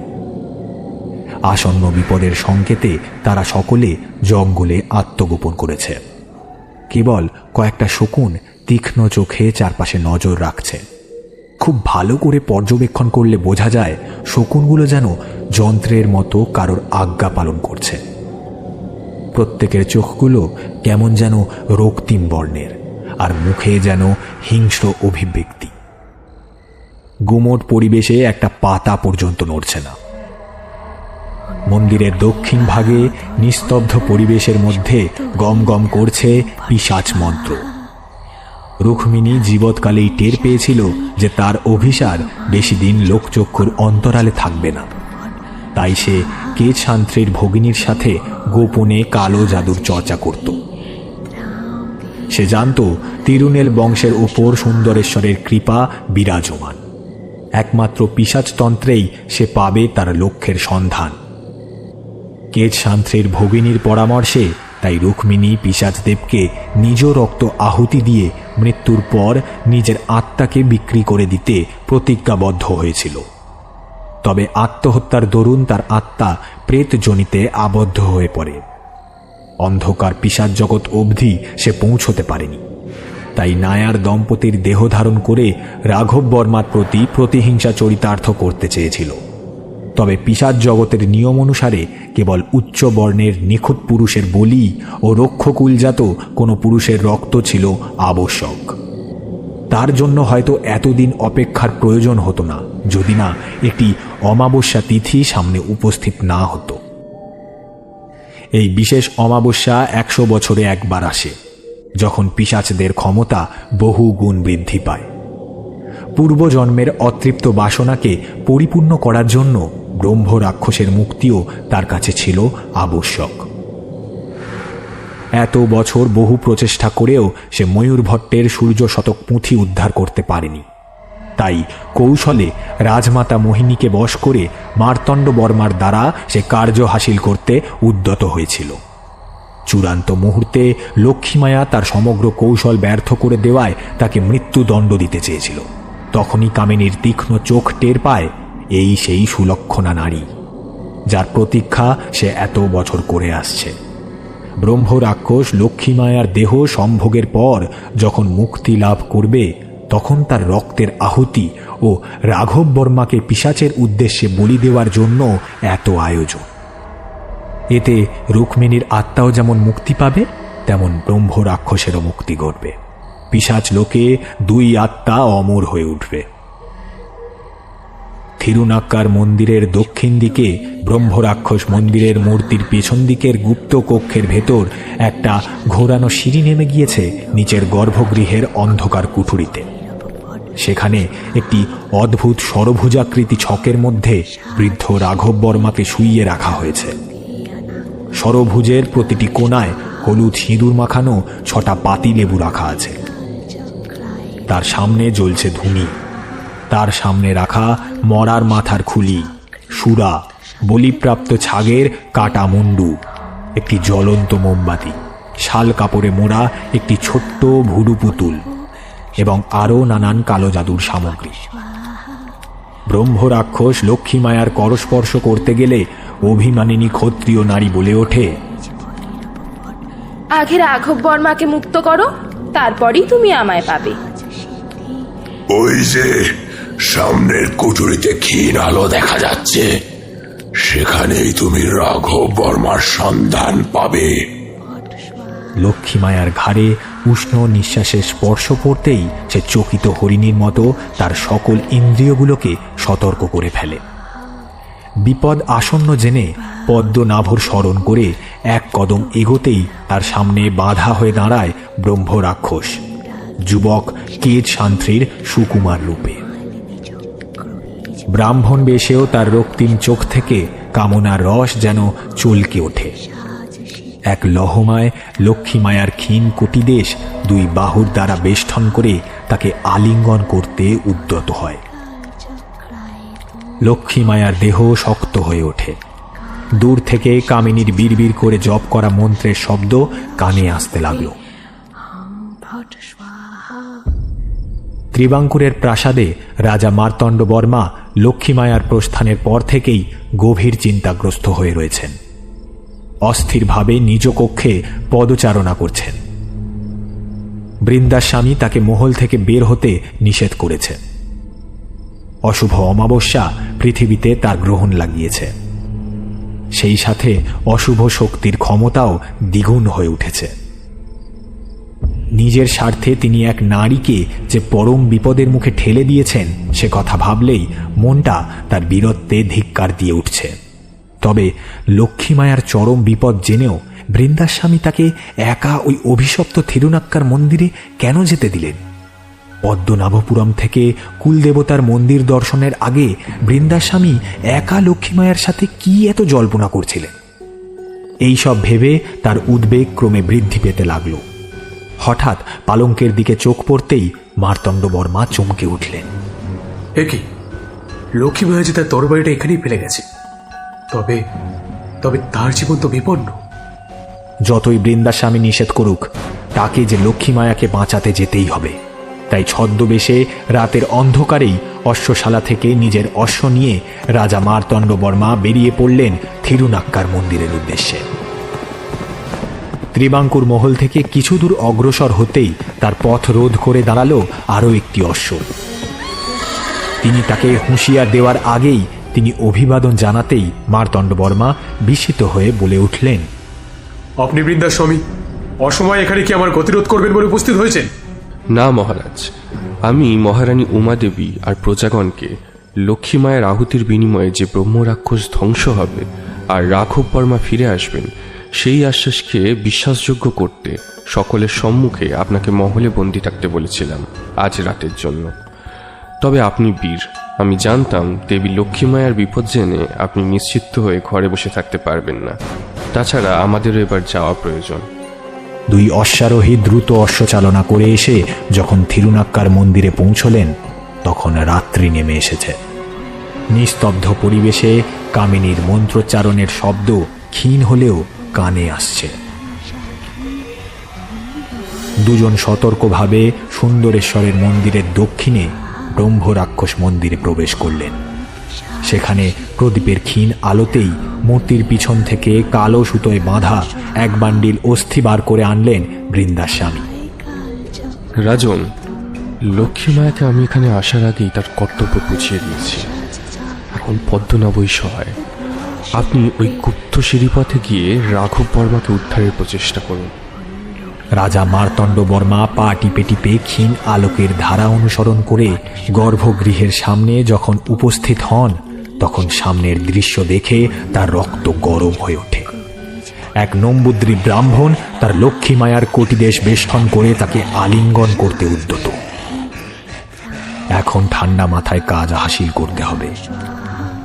পাশের কুঠুরিতে তন্ত্র ছকের সামনে বাঁধা এক বৃদ্ধ, আর ধুনির ওপরে সেই মৃগনয়নী কামিনী স্বল্প বসনে চোখ বুজে কি সব মন্ত্র উচ্চারণ করে চলেছে। এমন সময় কেড শান্ত্রীর দেহের পরিবর্তন ঘটতে শুরু করল। তার দেহ ক্রমে কালো ধোঁয়ায় পরিব্যাপ্ত হয়ে ব্রহ্ম রাক্ষসের রূপ লাভ করে হুঙ্কার দিয়ে উঠল। তাতে জপ থামিয়ে কামিনী বলে উঠল, দ্রুত দ্রুত কার্য সমাধা করো, সেই কাঙ্ক্ষিত সময় আসন্ন, যখন আমাদের দুজনের মুক্তি ঘটবে আর আমরা চিরতরে পিশাচ লোকে বিরাজ করব। এমন সময় ব্রহ্মরাক্ষস বলপূর্বক লক্ষ্মী মায়ার বক্ষের আঁচল উন্মুক্ত করতেই চোখের নিমেষে লক্ষ্মী মায়া তার কোটি দেশে লুকোনো রূপোর ছুরিকা দিয়ে ব্রহ্মরাক্ষসের মাথার ঠিক পিছনের কুটুমির ওপর বসিয়ে দিতেই প্রচণ্ড চিৎকার করে ব্রহ্মরাক্ষস মাটিতে পড়ে ছটপট করতে লাগল। এমন সময় মন্দিরের ওপর থেকে এক নিঃশ্বাসে এক স্তোত্র পাঠের শব্দ শোনা যেতে লাগল, যার দরুন ব্রহ্ম রাক্ষসের দেহটা জ্বলে উঠল। তীব্র যন্ত্রণায় ছটফট করতে করতে গগন বিদারী চিৎকার করতে লাগলো ব্রহ্ম রাক্ষস। সেই অমানবিক চিৎকারে সমস্ত পরিবেশ যেন কেঁপে কেঁপে উঠতে লাগলো। কিছুক্ষণের মধ্যেই ব্রহ্ম রাক্ষসের শরীরটা ভস্ম হয়ে পড়ে রইল লক্ষ্মী মায়ার সম্মুখে। ব্রহ্ম রাক্ষসের অন্তিম পরিণতিতে শঙ্কিতা কামিনী দ্রুত এক মায়াজাল বিস্তার করে, যার ফলে দূর থেকে কামিনীর জাদুর উপাচার ও প্রক্রিয়া দেখতে পেলেও এক অদৃশ্য বলে যেন কেউ সেই কক্ষে প্রবেশ করতে পারে না। এমন অসহায় অবস্থায় মার্তণ্ডবর্মার চিৎকারে বৃন্দাস্বামী ছুটে আসেন। তিনি কেবল উচ্চ কণ্ঠে বলেন, এই পিশাচতন্ত্রের পরিপূর্ণতা লাভের জন্য একটি নিখুঁত বলি প্রয়োজন। রাঘব বর্মা বৃদ্ধ অসহায় চোখে তাকিয়ে থাকে রাজবেশধারী মার্তণ্ডবর্মার দিকে। তার বুঝতে বাকি থাকে না, এই তার পুত্র তথা বর্তমান ত্রিবাঙ্কুরের অধিপতি। শেষবারের মতো অশ্রুমোচন করে সে। ওদিকে কামিনী তার মন্ত্রপাঠ বন্ধ করে হাতে তুলে নিয়েছে একটি রামদা। তার তীক্ষ্ণ ফলাটা প্রথমে একবার রাঘব বর্মার গলা স্পর্শ করে সেটিকে একবার মাথার ওপর তুলে সজোরে আঘাত হানতেই রাঘব বর্মার গলার নলি কেটে লাল রক্তের ছিটে চারিদিকে আর কামিনীর মুখে ছিটকে পড়ল। ছটফট করতে থাকা রাঘব বর্মার করুণ পরিণতি দেখেও তাকে বাঁচাতে না পারায় মার্তণ্ড বর্মা আর লক্ষ্মীমায়া ভীষণ রকম ভেঙে পড়ল। কেবল বৃন্দাস্বামী একবার পদ্মনাভর নাম স্মরণ করে নিশ্চল হয়ে দাঁড়িয়ে রইলেন। রাঘব বর্মার কাটা গলা থেকে ভলকে ভলকে রক্ত মাটিতে পড়ে চারিদিক লাল হয়ে উঠল। তখন তার গলা থেকে কিছুটা রক্ত সংগ্রহ করে কামিনী সেটা যজ্ঞের ধ্বনিতে আহুতি দিয়ে হালকা হাসি মুখে পিশাচ দেবের জাগরণের প্রতীক্ষা করতে থাকে। এমন সময় আচমকাই রাঘব বর্মা সহ তন্ত্রের অন্যান্য উপকরণগুলিতে আগুন ধরে যায়। বিস্মিত কামিনীর হাসি মিলিয়ে গিয়ে সে বলে ওঠে, এ কি হলো? বৃন্দাস্বামী হেসে বলে ওঠেন, তোমার আহুতি সম্পন্ন করতে নিখুঁত বলির প্রয়োজন ছিল, আর রাঘব বর্মার মৃত্যুর পূর্বে তার পায়ের কাছে পড়ে থাকা কাচের টুকরোতে পা দিয়ে নিজেকে খুঁত করে ফেলেছিলেন। তুমি পিশাচের উদ্দেশ্যে যে বলি অর্পণ করেছ তা খুঁত হয়ে যাওয়ায় তোমার সকল প্রচেষ্টা ব্যর্থ হয়েছে। ভয়ে কামিনীর মুখ শুকিয়ে এলো। সে বারংবার কার উদ্দেশ্যে ক্ষমা প্রার্থনা করতে লাগলো। তবে কথায় আছে না, পাপের বিনাশ ঘটবেই। তাই কামিনীকেও তার কৃতকর্মের শাস্তি পেতে হলো। কামিনীর সেই কক্ষ ক্রমে অন্ধকার হয়ে এলো, আর বৃন্দাস্বামীর সাথে প্রত্যাবর্তনের পথে একটা প্রচণ্ড শব্দে মার্তণ্ড বর্মা আর লক্ষ্মীমায়া দেখল কামিনীর দেহ ক্রমে অপরূপ থেকে মোমের মতো গলে যেতে বসেছে, আর তার কণ্ঠে করুণ আকুতি। তারপরেই গর্ভগৃহে মৃদু কম্পন অনুভূত হতেই দ্রুত তারা ওপরের দিকে উঠতে লাগলো। ক্রমে গুহার ছাদ থেকে ছোট বড় পাথর খসে খসে পড়তে লাগলো। তিনজন যখন ব্রহ্মরাক্ষস মন্দিরের ওপরের মেঝেতে পা রাখলো, ততক্ষণে সেই গর্ভগৃহের ঢোকার পথে অনেকটাই পাথর পড়ে পথ রুদ্ধ হয়ে গিয়েছে। আচমকাই বড় একটা শব্দে তিনজনে ফিরে তাকিয়ে দেখল ব্রহ্মরাক্ষসের মন্দিরের চোরাকুঠুরির সামনে একটা বৃহৎ পাথরের চাই খসে পড়ে সিঁড়িতে নামার পুরো পথটাই অবরুদ্ধ করে ফেলেছে।